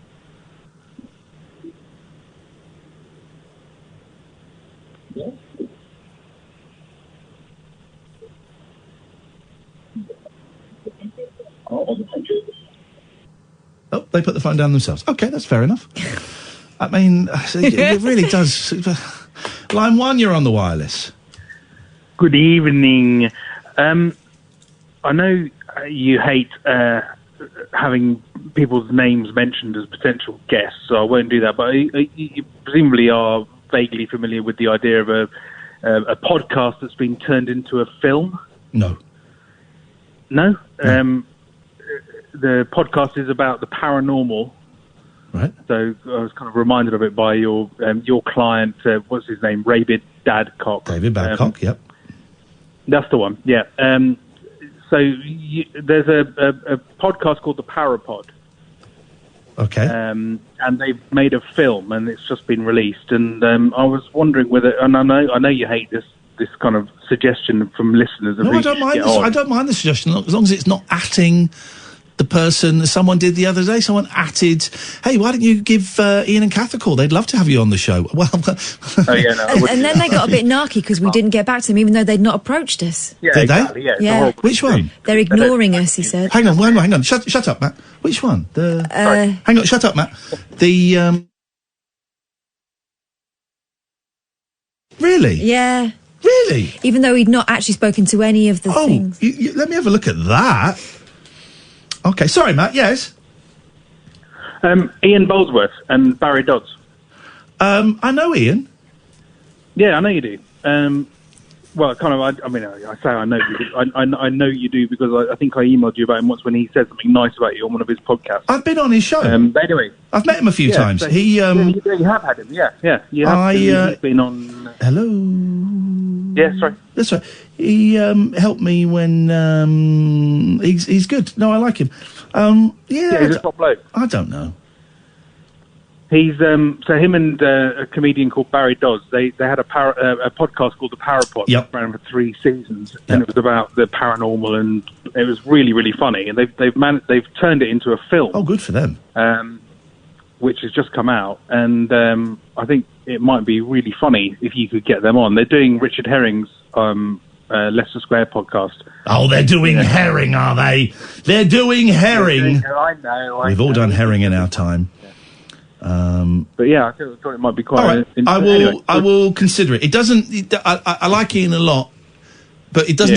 It doesn't excite me. It doesn't excite me at initial thought. But next week I'll meditate on it. Well, yeah, he's not. Yeah, I mean, that's the end of that conversation. Yeah. All right. Bye. Bye. Send me. I'll find it. Send me. Because I thought, someone. Okay, well, we're not going to say any names. No names packed up. But someone atted me and Kath saying to someone, "Oh, you should speak to Ian and Kath. They'll have you on the show." And then I'm being told that person they should be on air now, is what they said. And Right. so I thought, okay, so this will person wait can ring. for someone to reach out to And us. then I noticed a couple of hours later, all I know is all these people are ignoring me. Oh, okay. Well, maybe that wasn't specifically about us because there's a list of people. Anyway, It was a long list. It don't matter. It don't matter. Let's go to line 2. You're on the wireless. Hello. Hello, line 2. Hello. So it's Valentine's Day. Is it? And I've recently received a book. You don't live on an estate, the same estate as Alan Caddick, do you? Sorry? You don't live on the same estate as Alan Caddick. I'm not a lesbian. Okay, well, there you go. I don't think they are either. Doesn't matter. So I've received a book recently, and it's called Page Turners and Spine Chillers. And I flicked through bits of it, and I found a story today, and it's called Valentine's. Oh, would you like to read it? That's what I thought. Maybe I could read it out before midnight while it's still Valentine's Day. Well, then that's Maybe now. laugh. Go. Okay. It's by David, my client. Sorry, excuse my voice and everything, but Well, we wish you'd said that on your first call. No, don't play spooky music because you're not connected to the speaker, so it will sound lousy. It's going to sound lousy anyway. Well, no, it's a good book, actually. I'm going. Shirley was the most fancied woman. Oh, sorry, I'll start again. It's called Valentine's. Here we go. Punctuated wrong, but okay. Okay. Valentine's. Shirley was the most fancied woman in the village. Sally, her sister, was the least fancied woman in the village. On Valentine's Day, Shirley would be inundated. Okay, listen, you can't read. Goodbye. Thank you very much. I mean, inundated. If you're going to say inundated, that guy took a lot of time writing that book. And to have that story Took a week, didn't it? It took a week to write a book. Imagine the effort that went into it. It's just under a week, actually. It was 4.5 days. Okay. Line 5, you're on the wireless. Hello. Hello, line 5. How are you? I got a stomachache. Oh, yes. I can't understand a word you're saying. Why? Huh? Why? I'm outside. It's probably loud because of the cars. No, it's the. Are you on speakerphone? No. Right, No, I'm not. Is the phone the right way? Is the phone the right way round? Yes, I've got it right by my ear. Okay, it sounds hideous. It's so muffled. but I don't know what to do. It's an iPhone 5. Shall I spin it? Literally no idea what you're saying. All I'm getting is... Oh, God. Let me try this one. This is the proper way you like it. Let me try speaker, and if it's not, cut me off. Yeah? Okay. Can you hear me now? We can hear you now. Are you on speakerphone now? This is speakerphone now. Well, for this What once... you like, my friend. For this once... Shut up. Shut up. For this once, we will stick with it. I would like you to stick with it. And how was your Valentine's so far, my friend? It was fine. I got up. I went back to bed for a few hours. Then I went and picked the kids up from school. And then I came to work. Lovely. Lovely. And how's your little kittens? They're fine. Beautiful. Did you say you were going to get them done soon? Yes. Oh, lovely. Okay. That's Lovely. Nice. Can have their genitals mutilated by a vet. Lovely. What have you called in for? No, to say happy Valentine's. Thank you. And are we cool? Because I upset you inadvertently last night. I thought... I learned a lesson. Okay, no, we're cool. I thought, what you said I felt was rude, and I flagged it up, and then it felt to me like you carried on with the rudeness after I flagged it up, but I'm cool. I'm cool with everybody. No, you're not cool if I'm rude, and if I've upset you, then I'm not upset. But I'm not upset, but I've explained my position on it. I'm cool. No, but I've learnt from that, and that's good. You've taught me a lesson, Then and that's good. That's what it's all about, then. That is what life is about, is learning. You know what, Ian? Yes? You know what, Ian? Your show is... Because you've been through so much in your life, you're really good at resonating with people and knowing what to say. Well, thank you. That's very kind of you to say. We're cool, man. Totally No, it's we're not cool. kind, it's true. Okay, well, truth can be kind. I wouldn't blow smoke up your arse inadvertently, but you're Okay. very good at what you do. Thank you very much. Let's see if we can get a couple more calls in before the news at midnight. Line 2, you're on the wireless. It's me again. It's Sheila. Just get straight into it. The story. Yeah, well, don't mess it up then. He spent a long time writing these. He spent a long... Shut up. He didn't spend a long He time. spent 4.5 days writing a novel of short stories, all right? He spent a long time writing this one. This one was a particularly tricky one. It took him over half an hour. Mm-hmm. If she can't read it respectfully, then respectfully she can shove it. Away you go. Shirley was the most fancied woman in the village. Shelley, her sister, was the least fancied woman in the village. On Valentine's Day, Shirley would be inundated with cards and gifts. Shelley would get nothing until on Valentine's Day 1983. A single card fell through her door hole, brackets, letterbox, brackets. She picked it up and read it. Dear Shelley, I know that nobody fancies you because you're a mess. But I am very unattractive also and think having an ugly girlfriend is all I'll ever achieve in life. Plus, walking around with you will make me not look so bad. Please meet me in the park at 7 p.m. and I'll be there. With some flowers, probably. Yours, Mr. Valentine. Shelley began blushing. Nobody had ever sent her a Valentine's before. Plus, nobody had ever been so complimentary of her. She got dolled up and put on her best dressing gown before leaving the house and heading to the park. It was cold and she was very chilly in her dressing gown, but she couldn't afford a coat. No. As she waited on the park bench, she saw someone walk out from behind a bush. Shirley, what are you doing here? She said. I can't bear it any longer, replied Shirley. What? What do you mean? I'm here waiting for my Valentine. It's finally happening. I'm wanted, just like you, said Shelley, excitedly. Shirley looked down at the ground. We both know that's not what is happening here. We both know that you're tired of being ugly and you're tired of life. Shelley looked away. Is it that obvious? She said, as a tear fell down her cheek. Yes, sis, I've known for ages, Shelley replied. There was a pause before Shelley said, Do it! And with that, Shirley took a knife and plunged it deep into Shelley's heart. Oh. As the two of them lay there holding onto each other, Shelley's grasp became looser and looser until she finally faded away. There, said Shirley, my sweet angel, you won't be ugly in heaven. The end. Wow, happy Valentine's Day, everyone. Happy Valentine's Day, everyone. And I want to thank a good client of mine, David Babcock, who wrote that. That's part of his book, Boners and Spine Chillers, and you can get that on Amazon. If you type in David Babcock, it's still available. Bone Shakers and Spine Chillers, and that is one of the... It's not for the faint-hearted. Very, very powerful words. And I have it on good authority that one is based on a true story. Is it? Possibly, So yes. don't forget to pick up your copy of Soul Train and Knee Tremblers. Amazon. By David Babcock. Type in David Babcock and you will... What's it called again? It's called Big Boners and Little Bottoms by David Babcock. It really is... So pick up your copy of Chilly Willies and Ghoulies in the Night.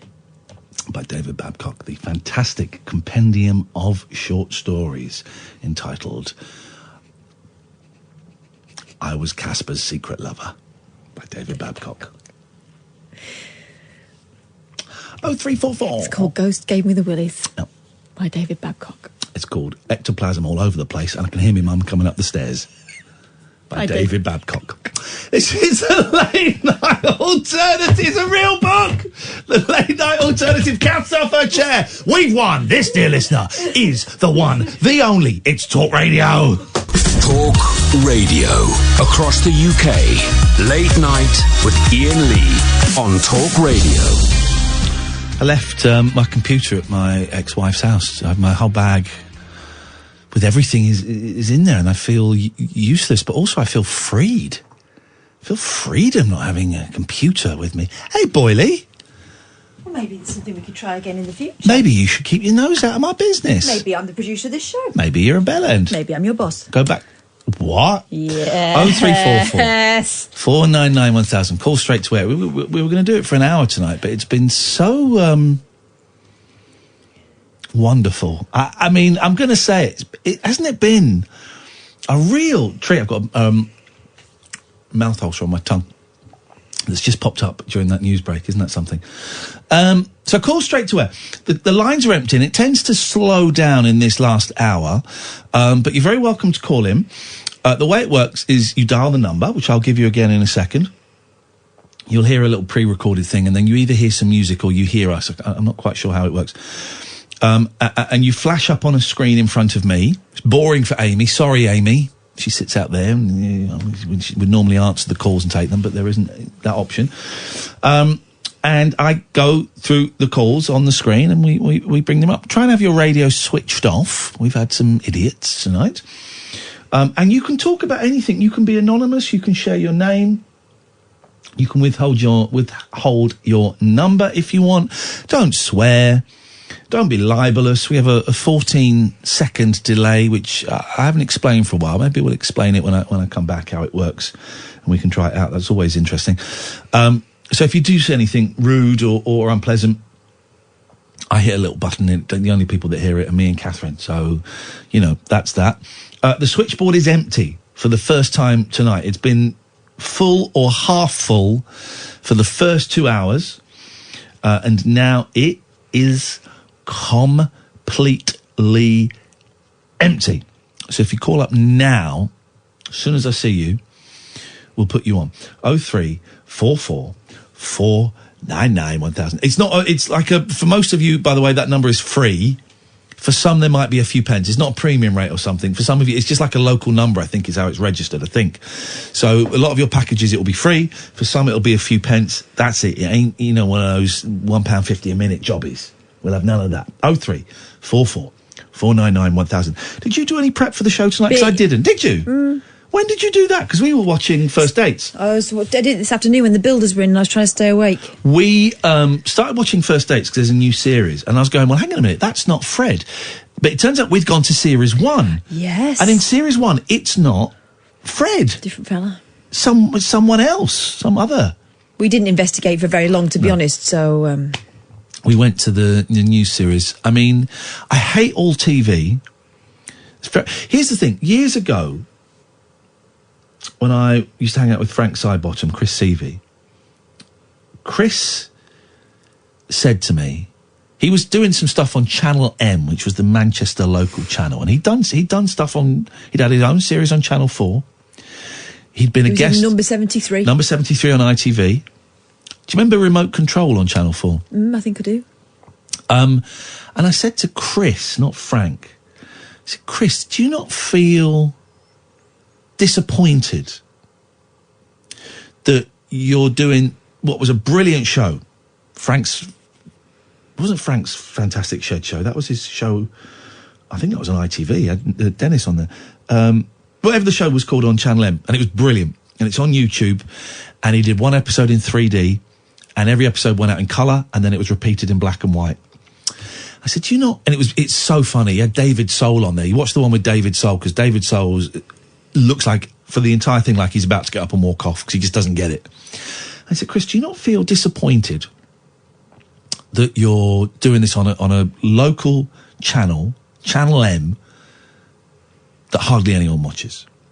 He said, no, I love it. He said, I love it. I love it because they will let me do anything. And he almost didn't care if people saw it as long as he got to make it. Yeah, he had to make stuff, didn't he? He had to make it. And he didn't care. In fact, I'm going to watch that film next week, the Chris Seavey being Frank. He didn't care about the numbers. In fact, part of his perversion was he revelled in low audience turnout. He said, no, I get to do what I want, right? And I wouldn't get that anywhere else, and I don't care how many people watch it. I know that what I'm making is brilliant. And he said, one day in the future, and this was, I had long hair, but I was sober. 12, 13 years ago. Before YouTube became massive, before Twitch. He said, one day, everyone's going to have their own channel. He said, and I am built for that. I'm ready. Frank is perfect for that. One day, everyone will have their own channel. I remember thinking, yeah, whatever. But now everyone does have their own channel. Everyone's got their own YouTube channel. Everyone's got their own Twitch channel. Everyone's got their own Periscope channel. Everyone, almost. Listen, if not, it's Facebook and Twitter. Yeah. Everyone has got their own channel to broadcast. God, I wish Chris was alive. The stuff he'd be doing now on YouTube. Oh, the podcasts he'd be making, the stuff on Twitch, the Periscope. It would just be incredible. It would just be incredible. And it would be non-stop. I can't remember why I was talking about that. There was a reason for that, and I can't remember what it was. But everyone's got their own channel. Make the most of it. Two people that I've really been enjoying their Twitch channels is David Babcock, the David Babcock. But also, now I've got to get his name right because he's changed his name on there.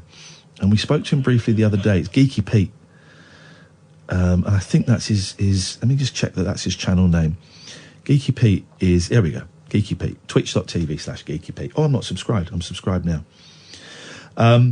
He's just basically, he's buying or collecting for free. It's nuts. And we spoke about it briefly. And I said when he gets 1,000 followers on Twitter, he can come on as a proper guest. He's collecting VHS tapes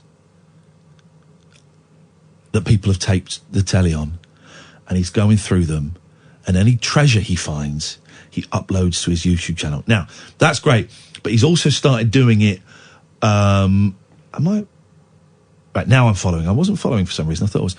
But he's also doing it live on Twitch, where he'll sit there and talk, and he'll go, right, I'm going to get this tape here, no idea what's on it, let's put it in, puts it in, might be nothing. Might be really scary advert for HIV from the late 80s. You know, there's stuff like that. He's uploaded 30 minutes of Diana funeral coverage. So this guy is really... And I love it. I love it. It's great. He's got his own channel. And him and David Babcock in particular are two examples of people doing something completely different that is outside of the mainstream, that is very fringy, but there is an audience for. And people... And this is why I really love Twitch at the moment. Periscope, YouTube, not. I've gone off YouTube a little bit, but Twitch in particular, because it isn't just people playing video games. Oh, I got banned from Amaranth's channel. Oh, right. Oh, you think you deserved it? Well, okay. I went back and asked the same question today, and I got banned. The first question or the second? Not the one about, is it because you're white?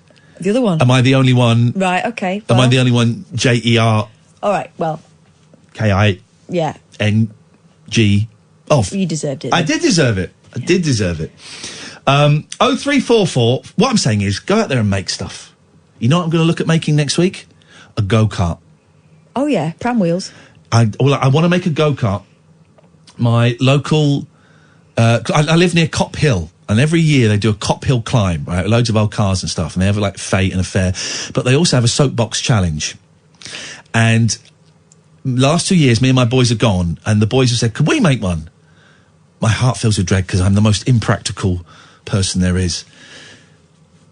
But next week I'm going to look at some YouTube videos and see what I need. And yeah. Well, you make the frame and I'll design the beautiful. outside We're in. of it. Teamwork. My youngest said, "I don't want to drive it."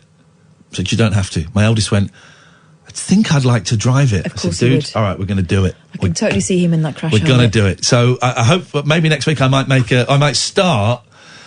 What a fun thing. Because not until September.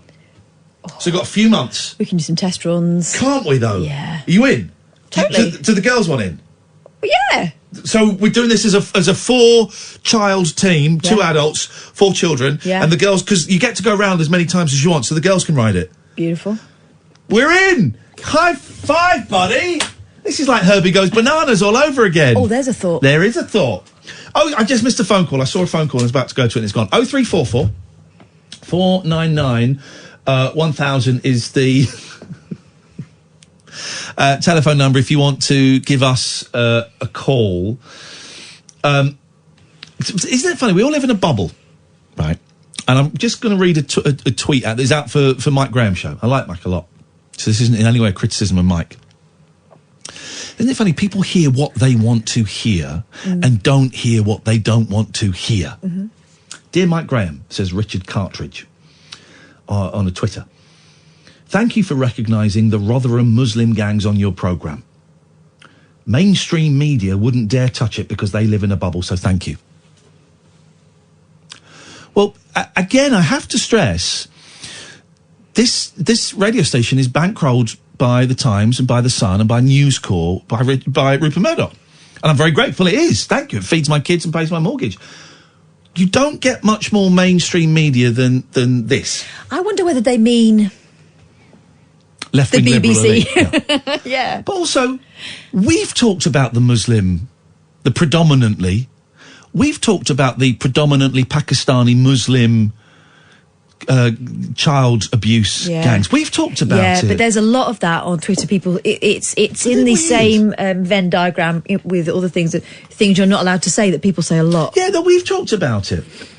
We've talked about it. Not in great detail because I don't know what there is to say, but we've talked about it and we have recognised that the majority of those people involved in those hideous crimes are Pakistani.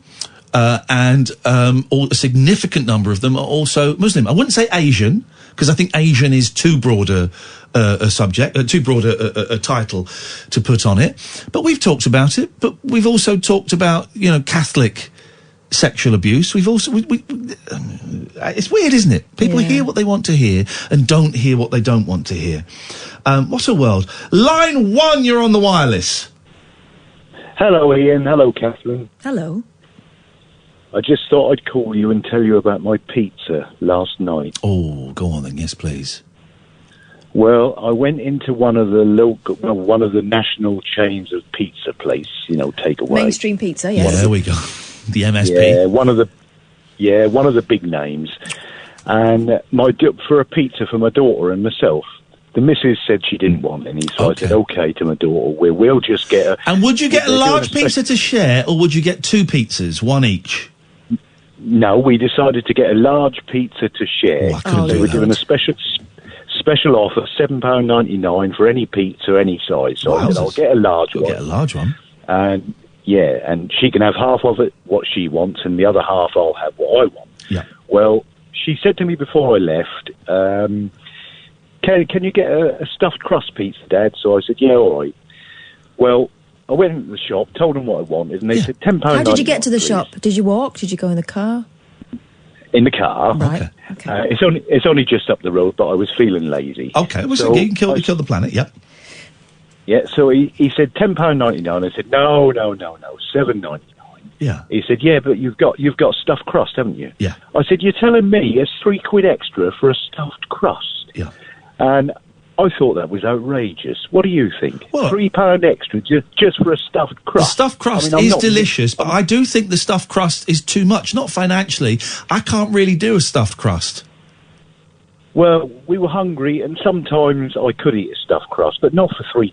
I mean, I felt mean because my daughter said, "Will you get stuffed crust?" And I thought, no. £3 seems a bit excessive for a stuffed crust. But you had spent all that money driving down there, so...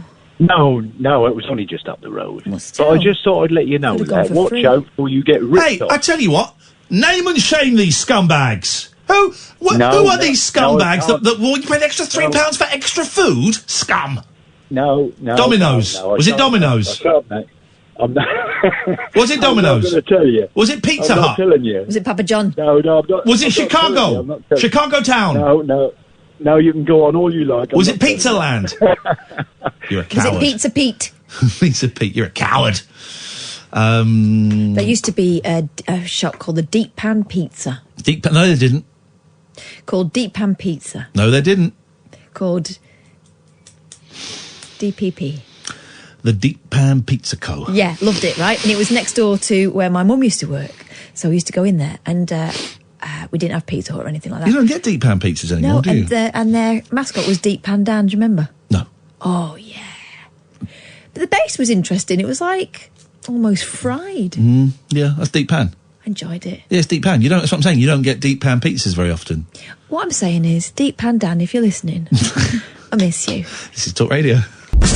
Late night, Iain Lee on Talk Radio. This mouth ulcer is growing exponentially.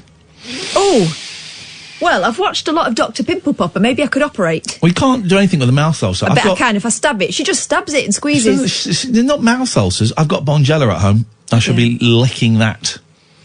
Licking the cap of the Bonjela. Kath is erotically poking her tongue out. I'm not quite sure why. I used to love Bonjela as a kid. Sometimes when we didn't have any margarine, we'd use Bonjela on toast. Would you? Yep. As a thought. Delicious. That or Vaseline. But do not use Vicks. Oh, it smarts. My grandma Lillian ate Vicks once. She was very sick. What have you brought to this party? The phones have dried up. We've had 2 hours, 20 minutes of gold, and everybody has gone to sleep. So we'll carry on in a nice, quiet vibe. All right, well, I was going to read from the New York Post, and you know that I have to read it in a certain voice. New York City, you piece of... Oh, hang on, we got... no, we're not taking a call. That call's too late. No, it's too late. Yes, carry on. Well, this guy in the New York Post has completed Tinder. Oh, wow. It seems every straight woman in New York who has ever used Tinder knows Alex Hammerly. The 27-year-old who lives in Jersey City is something of an urban legend, in part due to his penchant for stylish clothes and the fancy granite countertop he routinely leans against in his trademark pose. Okay. There's another reason for his notoriety. His profile pops up on the trendy dating app more often than a masochistic mammal inside a guacamole. Okie dokie. No matter how many times users swipe left to indicate they're not interested, the eager bachelor who works in digital marketing keeps appearing on smartphones a couple of weeks later in the same IKEA kitchen, albeit dressed in a different designer suit or cashmere coat. Hammerly's persistence has quite possibly made him Tinder's most notorious repeat user. You remind me, I watched an Adam Sandler film the other day. Mm-hmm. Guess who popped up in it? Playing himself. Ben Affleck. Tom from MySpace. Oh, he was my friend. Yeah, mine too. Adam Sandler plays this rich comedian who gets booked to do a gig for MySpace, and Tom from MySpace welcomes him, and he says, "You were a bit late, so we've put James Taylor on first," and then it's James Taylor singing. Oh. Yeah, James Taylor's got a new album out, everyone. It sounds... Does it sound a lot like the other ones? Yeah, of course it does. But nice. I want more. Here's the thing, right? When was it? 2 years ago we saw James Taylor. Yeah, it was. Because last year we saw Dylan. Much to our chagrin.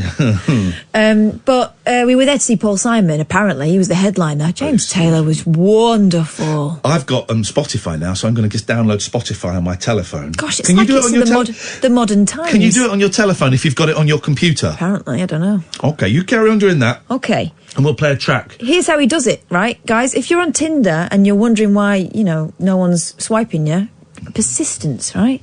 Oh, by the way, just got to say, the guy that tweeted Mike Graham about the MSM and the Muslim gangs. Yeah. He's just started listening to this show. Welcome. Final nail in the coffin for Nick Abbott's show, also known as the leftist propaganda machine. I've just switched to talk radio. Presenters are actually allowed to speak common sense, brackets racist, my own brackets, because they're not censored by the fear of being shouted down. You can't say anything these days. What I can say, Richard, is this show isn't for you. Get lost. Carry on. People who say they can't say anything these days often say the most, don't they? And there's the most outrageous things. Anyway. You'll be going back to Nick Abbott soon, don't worry. So how does this Hammerly manage to appear quite so often on Tinder? He's the Tinder's most notorious repeat user, employing a loophole in the dating app to help him appear more frequently. Hang on a minute, thereby boosting his odds. Sorry. I've just downloaded Spotify, excuse me. Freudian slip. And it's just logged me in as me, and I've not even logged in. How does it know I've got it on my computer? That's one of them Huawei's, isn't it? Yeah. Listening. Chinese! Carry on. How does he do it? He does this by deleting the app and reinstalling it over and over again. Oh, he's a horny little tryhard. You appear near the top when you're new, he tells the Post, but the more left swipes you get, the further down the stack you go. Tinder did not respond to the Post's emails about Hammerly's account and the rules on resetting profiles. But for Hammerly, who boasts that he has bedded 100 women through Tinder since signing up in 2014. That's going to be 2014? 2014. Look, there he is. He's got a touch of the Denny Morris about him. He's a very smart, dapper chapper. The method is working swimmingly. There are no mixed messages as to what I'm looking for, he says, adding that he almost always gets straight to the point with sex after he meets the women who match with him. His Tinder bio, like the man himself, pulls no punches. Next to a vomiting face emoji, he states a ban on tourists and women from Staten Island. Despite his specifications, he claims to have enormous success with the ladies. He insists that he is, shall we say, well endowed, as in longer than an iPhone 11 Pro Max. That is big. But very thin. And built-in obsolescence. Yep. And the battery doesn't last very long. The bespectacled Lothario also maintains that he usually goes around 4 to 5 rounds per night. I think he's full of it.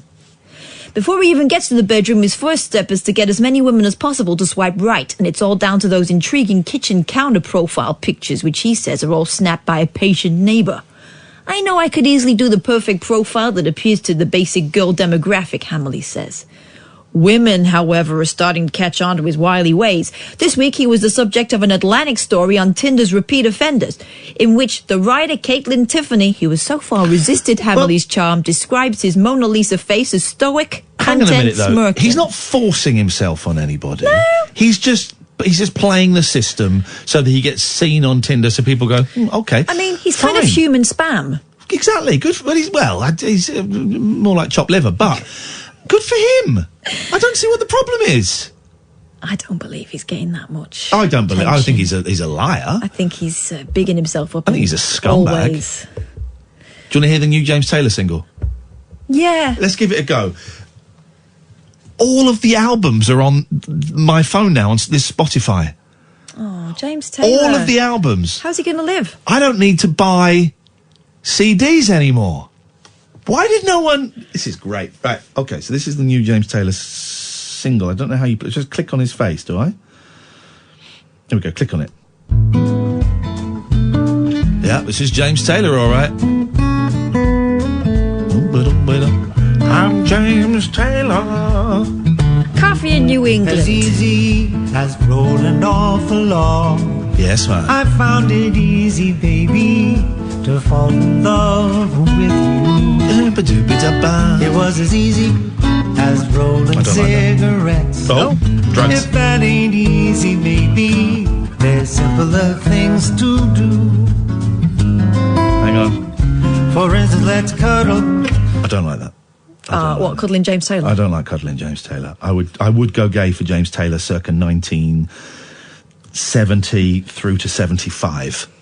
Okay, yeah, well, I would be myself and have sex with James Taylor 1970 to 1975. What, all that time? Yes.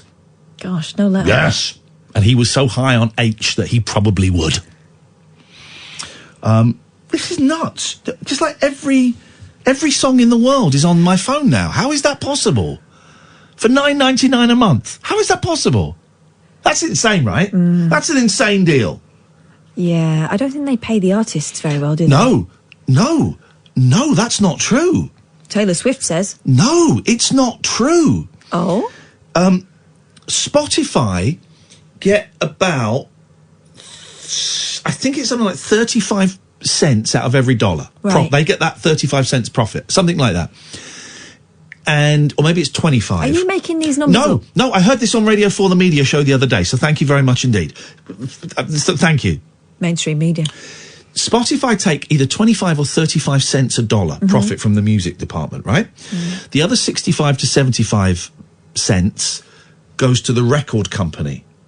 It's the record company that then pays like 1 cent to the artist. Oh. Yeah. So exactly. So no, it's not Spotify. It's the Spotify don't make much money from the music. They pay a big chunk of it to the... Please don't take the mickey out of me. Because You're doing some very extraordinary hand gestures. I like to use hand gestures.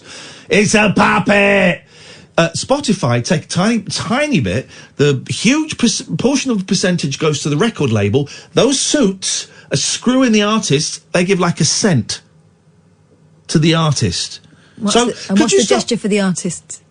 Ooh. So could you stop bad-mouthing Spotify? Just because you're one of their clones now. Right, now, okay, let's see. What will it recommend? So far on my Spotify, I've got Bananarama and James Taylor. Okay? So, is there a way, I want it to recommend me stuff based on those two? Belinda Carlisle. It would be, wouldn't it? It would be. That's the only thing it could be. That would be James Taylor. There you go. Based on your recent listening.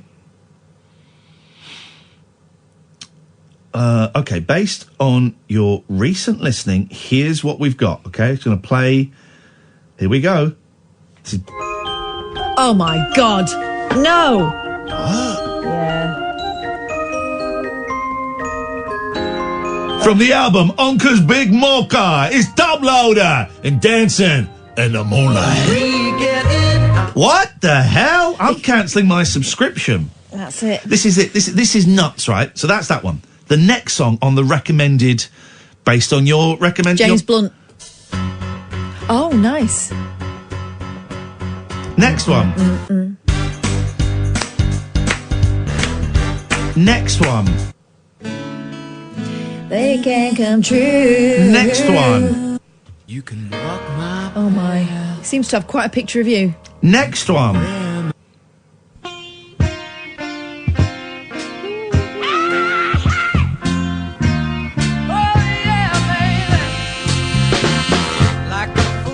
Next one. Yes, tune. Find that offensive. Next one. I think this playlist has outed you, mate.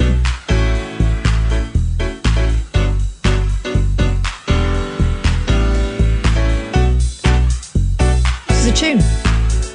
But this is, I wouldn't listen to this. Next one. Oh, yeah. Jamelia. Brilliant. What, do you remember Jamelia? Yeah. She's still alive? Yes. Yes, man. Don't remember this song. Yeah, Superstar. But like the classic song Superstar. No. Well, then... Everybody's a... People always talk about... Oh, next one. Oh. Hey, yeah. All right. What do those two songs have in common? Here we go. They've got something... They would probably make quite a nice mashup.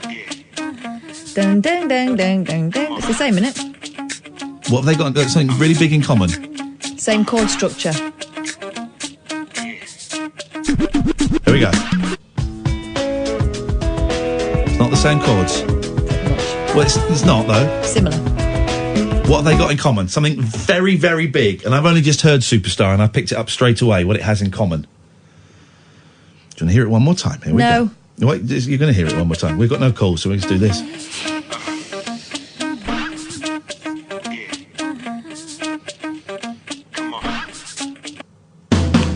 Oh no, hang on, that's the Counting Crows. Listen very carefully. Listen very carefully.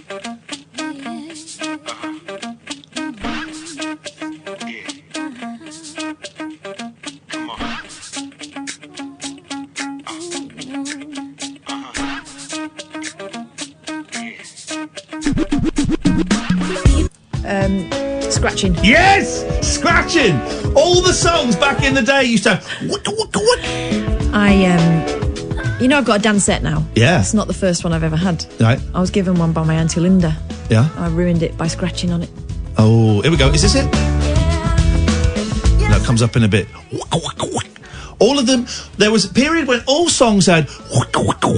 And then... Probably before that, there was... Yeah, about 5 years before that, what did all songs have? Key change? Oh, yeah. Oh, yeah. Oh, yeah. Here we go. And it comes in. Oh, yeah.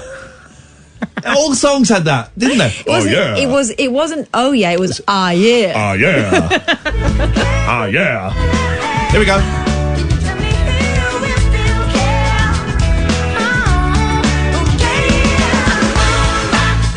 It comes in a minute. Yeah.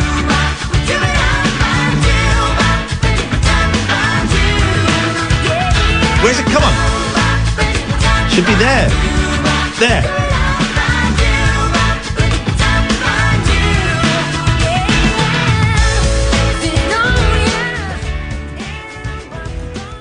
I didn't hear it. It was there. But I know it was the there. greatest version of that is the version they do with the orchestra. Yes. I love them so much. Hello, line 1, you're on the wireless. 3, 2, 1. Goodbye. You're off the wireless. You gotta be quicker than that. You gotta be quicker than that. This is Talk Radio. Late night, Iain Lee on Talk Radio. Do you think it was the same? I think it was Chuck D. Oh. I think it was Chuck D. I don't think they got him in to record it every time, but I think it was Chuck D from... What was Chuck D in? De La Soul? No. Belle Biv DeVoe? NWA? No. Oh, yeah. Let's... Isn't there a scream that's always the same scream in films? Yeah, the Wilhelm scream is stupid. Line 2, it's really stupid, the Wilhelm scream. It's dumb. I don't know why they do it, and it annoys me that they do it. Should chuck an in every film, they'll have a... Ah! It's the same scream. Yes, line 2? Good morning, Kath and Iain. How are you doing? Oh, yeah. Yeah, cool. I've got a very quick story for you, and it's very, very funny. Oh, I'm in. The more I think about it, the more I think about it, the more I'm laughing. Right, so my niece, she goes to America. Now, she's a very slight-built lass, and she wouldn't say boo to a goose. And she goes to America with a friend. And, sorry, hang on, I'm just trying to park up my van. Okay. She goes to America, anyway. Yes. Right, she goes to this hotel. In America, right? She's tiny. Yeah, in America. Yeah. Hang on, I'm going to take you off loudspeaker, mate, because I was driving. Just to recap for everyone, his niece, slight lass, wouldn't say boo to a goose. Goes to America with a friend. Is it America? Was it America? He's gone! He's gone! Ah! He's gone! He's gone! That is either ultimate trolling or ultimate stupidity. Either way, I'd watch a show called either of those titles. Love it. Line 3, you're on the wireless. Hello, is that Iain? Yes. Hello, Iain. It's Bill Hunt. Give me the bell, please. First time caller. Very, very long time listener. The bell is in my bag that I've left at my kid's house. Brilliant. There's no bell. Thank you. I've just sent you a message on Facebook saying, quite honestly, that you are the only podcast I ever listen to because the way you handle callers is superb. And I just think you're the best presenter in the world. Oh, shut up, you big baby! Grow a pair! Is that what you mean by that? Is that the style you wanted? You're right. No, I'm joking. Where have you just messaged me? Not at all. It's on Facebook, so you'll find it's either a message. I think it's actually an update to your page. A post. But okay. Yeah, no. As I say, thankfully, I've got about 130 podcasts to listen to of your show. So when I die, and you are the only podcast. And it's all me. Here's the thing. It's all me. It's nothing to do with her. It is nothing to do with her. Stop pointing. No, you'll see on my message. I also think Kath is brilliant. I can't see your. I can't see your message. A man of taste and style. Oh, can't you? Hang on, Bill Hunt. Ian, you're such a. Here we go. That's right. Yeah, that's me. Yeah. You're such a lovely. I'll do it in your voice. Ian, you're such a lovely bloke, and have to put up with so many shitholes that call in. Yes. If you ever visit, here we go. Here we go. I am taking out a restraining order on Mr. Hunt. He's a Fruit Loop. You didn't mention this bit. If you ever visit Brighton, please, let's meet for a coffee. And you would be welcome to stay if either of you fancy a mini weekend. However long, for that matter, by the seaside.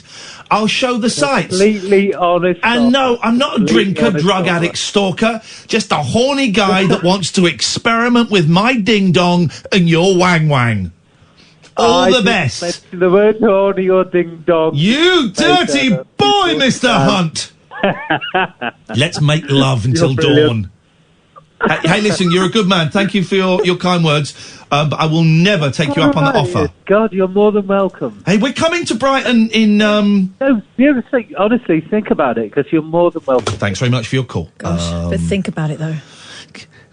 me saying, it's never going to happen. Okay, but think about it. Thank you, Bill. Thought about, not happening. Line 4, you're on the wireless. Good morning, Kath and Ian. Catherine, give us a recap, please. So, he's got a niece. Zozozexy. Oh, mama. He's got a niece. He's just reversed his van. Yep. And he knocked the phone off by accident. Yes. Bygones. Irrelevant to the story, but intriguing. It's a funny story. Yes. It's also a story about a niece who's very slight. Yes. Tiny girl. Wouldn't say boo to a goose. So she went to Canada. No, she goes to America with her friend. America. Away we go. Let's move on. Anyway, so she goes to America with a friend, and my niece wouldn't say boo to a goose. She's really quite slight, isn't she, I Would believe? you say bang to a duck? No, she wouldn't, honestly, right? So she goes back to the hotel room, and she says, I goes to the lift, and there's these big lads in there. She said they were units, Tony. She said they were massive. She said, very intimidating. Anyway, she says, one of them said, hit the floor. And she just dropped. She says, my body just gave way. She said, I just didn't. And my arm shot up with my purse in my hand. She went, oh, please, look, I don't want no trouble. But take my money. We've only got a couple of days left. Just take what you want. I don't want no trouble. And one of the fellas bent down, picked her up and said, look, when we say hit the floor in America, it means press the button for what more you want. Yes! She said, hang on, it gets better. So she says, hang on, it can't improve on this. Oh, it can. He goes, look, we'll take you back to your room, make sure... No, I'm all right. No, come on, look. So a couple of the lads took her back to her room. Look, you okay? Yeah, I'm fine, thank you. Anyway, a couple of days after, she went to log out the hotel, and the bill was paid. No. No. Yeah. No. Is it, what, those lads have paid it? Yeah, it was Will Smith and his entourage.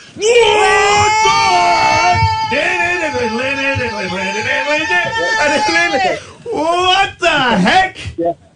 Yeah, she said, I didn't recognise him because my body gave way. I just looked at the floor, held up my hands in my purse, said, look, just take what you want. I don't want no trouble. And how did she know it was Will Smith then? Did the reception tell her? Because they got his signature on the bill, and it said, you made me laugh so much, I just paid your bill for you. Gosh, to be a millionaire and to be able to do stuff like that. Now that's Big Willie style. Millennium? Yeah. Tony, when did that happen? It happened a couple of years ago. Why it jumped in the head tonight, I don't know. I was driving home. Oh, I'm glad it did, mate. I was like, oh my God. And I've been crying coming up the road, and I've been laughing my ass off, and I've been like, oh my God. I thought, well, because the show's been so good tonight, I thought, let's add to that. I thought, because that was brilliant. Mate, listen, here's the thing. Normally, when people phone up and say, I've got a funny story, it ain't. Yeah. But that was brilliant, Tony. Thank you so much for sharing that. No worries. Right, I've got just the second thing. I've got a quick idea for a quick game. I can't do it tonight with you because I need to do a bit of research. Okay. But can I ask you, the rabbit hole, would you say it's totally unscripted and every show is different? Yes, sir. Brilliant, because my idea is, if I phone, I'll wait for you to come back in after next week. By the way, have a fantastic week off. Thank you, sir. So if I we'll call it Who Said It. Yeah. And what I'm going to do is I'm going to listen to a couple of rabbit holes. Oh, God. I'll give you a couple of quotes. You two can say, well, I said it, or you said it, or whatever. If it's sexual slang, it'll be Catherine. Yeah. You know what I mean? If it's a pants idea, tell me it's pants, because I've been thinking about it for a couple of weeks.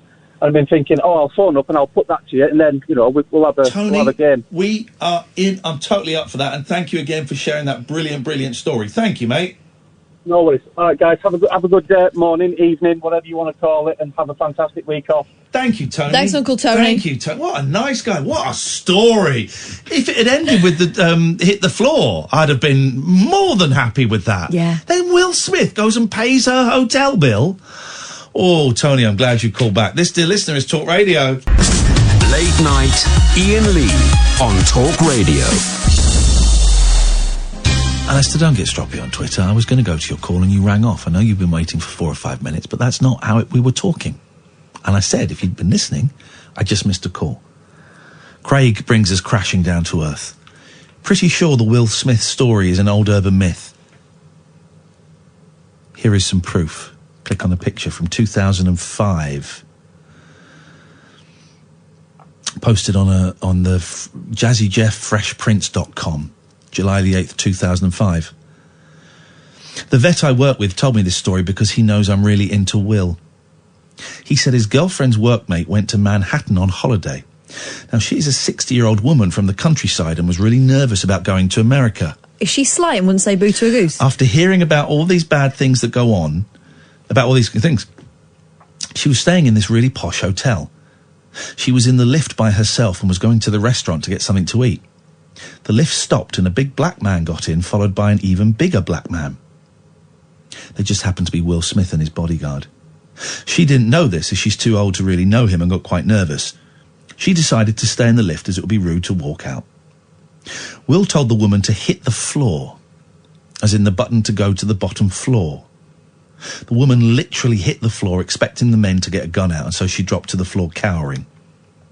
So Will and his bodyguard found this hilarious and were rolling about the lift in fits of laughter and couldn't even talk to the poor woman because they were laughing so much. They got to the bottom floor and the woman walked off embarrassed to the restaurant.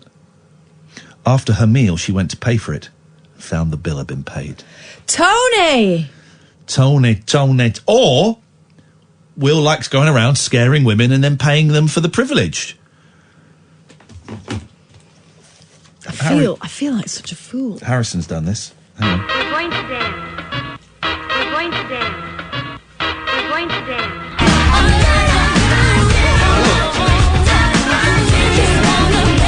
That's awful, What was Harrison. that? I don't know. It made my ears cry. It was a musical mess. Let's try... And by the way, listen, if you don't get on the show, you do get on the show. Come on, guys. And don't send passive-aggressive messages to me on Twitter. I deserve better. Line 1, you're on the wireless. Hello, Ian. How are you, Carl? Hello, Carl. Got to be quick, because I can see Tony's phoning back to try and... The Tokyo guy. Oh, yeah? I was just saying, I've been watching your 11 o'clock show thing. Oh, nice one, man. I'm doing another one on Sunday. What do you think? Brilliant. But what do you think is the nearest thing to it now? People said The Last Leg. I've not really watched The Last Leg. I was just about to say. Yeah, a lot of people have said that. That's exactly what I was about to say. There you go, then.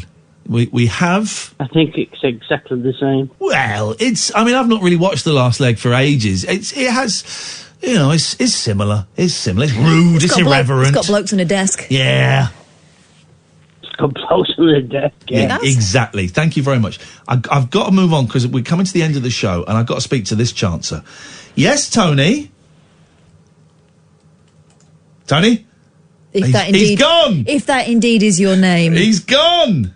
Line 2, you're on the wireless. Oh, hello, Ian. Hello. My name's Paul. I've just had to call you. I wasn't listening to the show. Sorry about that. I was listening to yesterday's show on your Listen Again facility. I'm driving around. I'm not had a great day. I'm feeling a bit sorry for myself. And then you started singing "Let's Get It On" in Spanish. The last night's show. Wasn't that powerful? Anyway, you cheered me right up. Really did. I hope it wasn't too erotic for you, Paul. Well, I've had to pull over. You've had to do what? Pull over. Okay, fair enough. But I just laughed out loud, and I've been laughing out loud for like 2 or 3 minutes, and I just had to pull over and. It's a little bit rude, mate. It wasn't a comedy bit I was doing. I mean, it was a passionate performance. A little bit because Kath was laughing as well. Now you're laughing. You two don't know sexy talent when you smell it. Wow. No, we just don't get it, do we? You don't get it, Paul, and that's your problem. I'm glad you enjoyed it, mate. I'm sorry you're having a tough time, and I'm glad that I managed to bring a smile to your face, you cheeky little I'm boy. all right. I'm feeling a bit mardy, feeling a bit sorry for myself, and I'm going to go home and I'll go to bed, and I'll go to bed smiling, thinking about you. Shouting that out in Spanish. That sounds terrible. Nice one, Paul. Thank you, mate. I'm going to move on because we're coming to the end of the show, but thank you, and I hope you feel a bit better tomorrow. Let's try Tony again. Yeah. Tony. That's the story that she told me. Tony. I was with me. Hello? Tony. Hello? She wouldn't say boo to a goose, but she'd lie to her uncle. Oh, I'll smash her face in if she has. Flippin' heck, Tony! Escalated, I think you need to go and smash Will Smith's face in. I think that's who the problem is with. Line 3, you're on the wireless. Every minute's like an hour, every hour's like a day, every day lasts forever. But what else am I gonna do? I wait forever and a day for you. I wait up, I can't eat, I can't sleep. What else could it be? It's so deep, no matter where you're going through. I wait forever and a day for you. I wait up for you. Oh, wait up. Okay, I've told you this before. Oh, yeah. The best boy band song ever that no one knows. I've played it to you before. Yeah, no, it's something story of. This is the best What's it called? Story of Love by OTT. This is such a great song.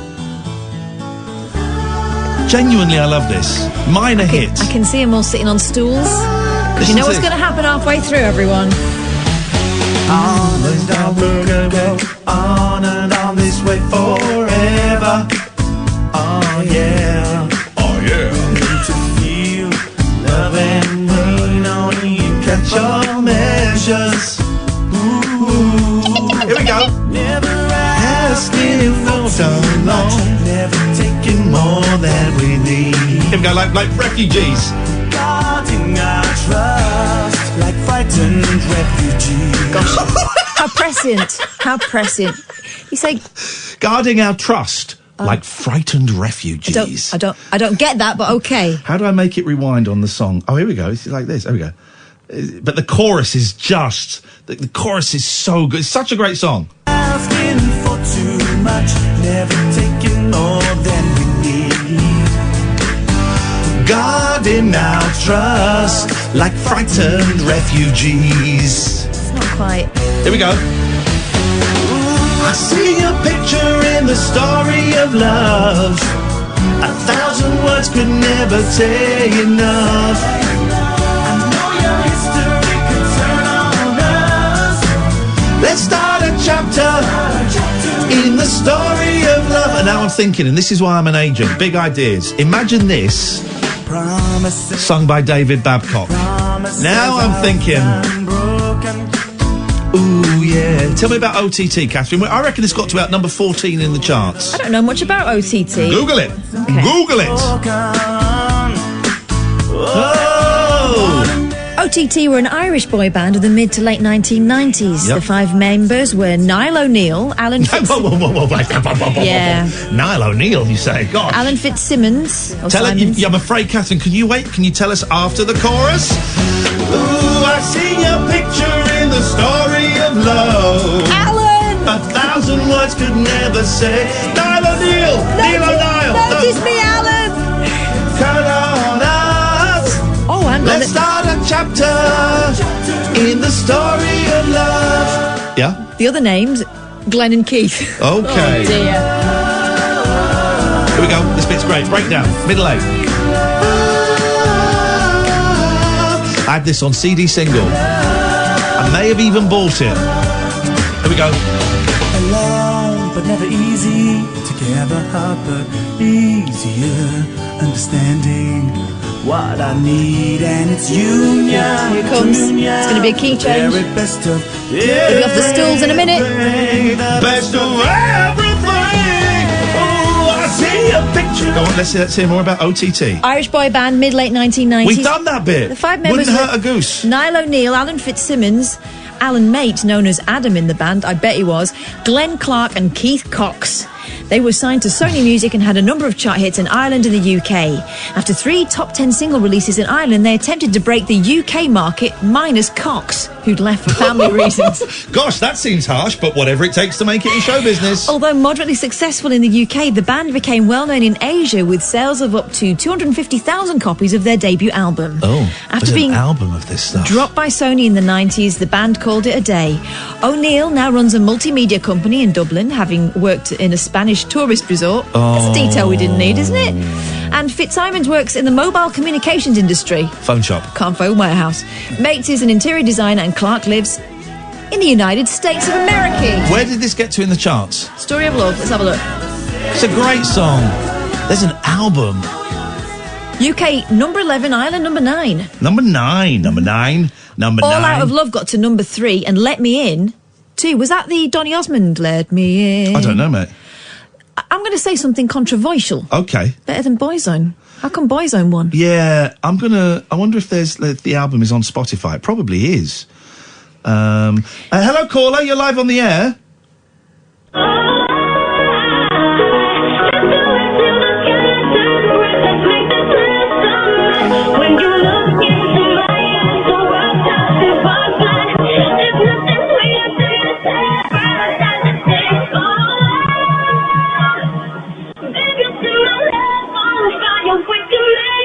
Okay. Let's do it till what? I don't know, but the album is here.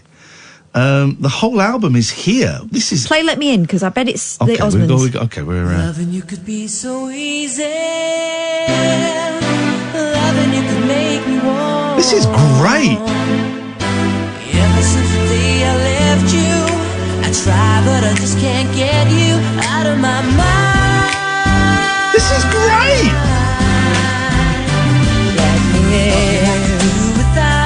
Let me make love to you. Touch my bum. Touch my private parts too. Don't worry, I've had a vasectomy. I can't get you pregnant tonight. And I'm clean. That's it, we're done. We're done. I'm off next week. Catherine Boyle will be here. Follow me on Twitter if you want to see me live. I'm doing stuff next week. But Boyle is back doing the show next week. Be kind. Please, be kind. Drive kindly. And behave. Behave, be kind, rewind. Thank you for your really good show tonight. I enjoyed that. Thank you, Amy, as always. Do stay tuned. Uncle Dre is coming up next, I believe. This, dear listener, is Talk Radio. Talk Radio.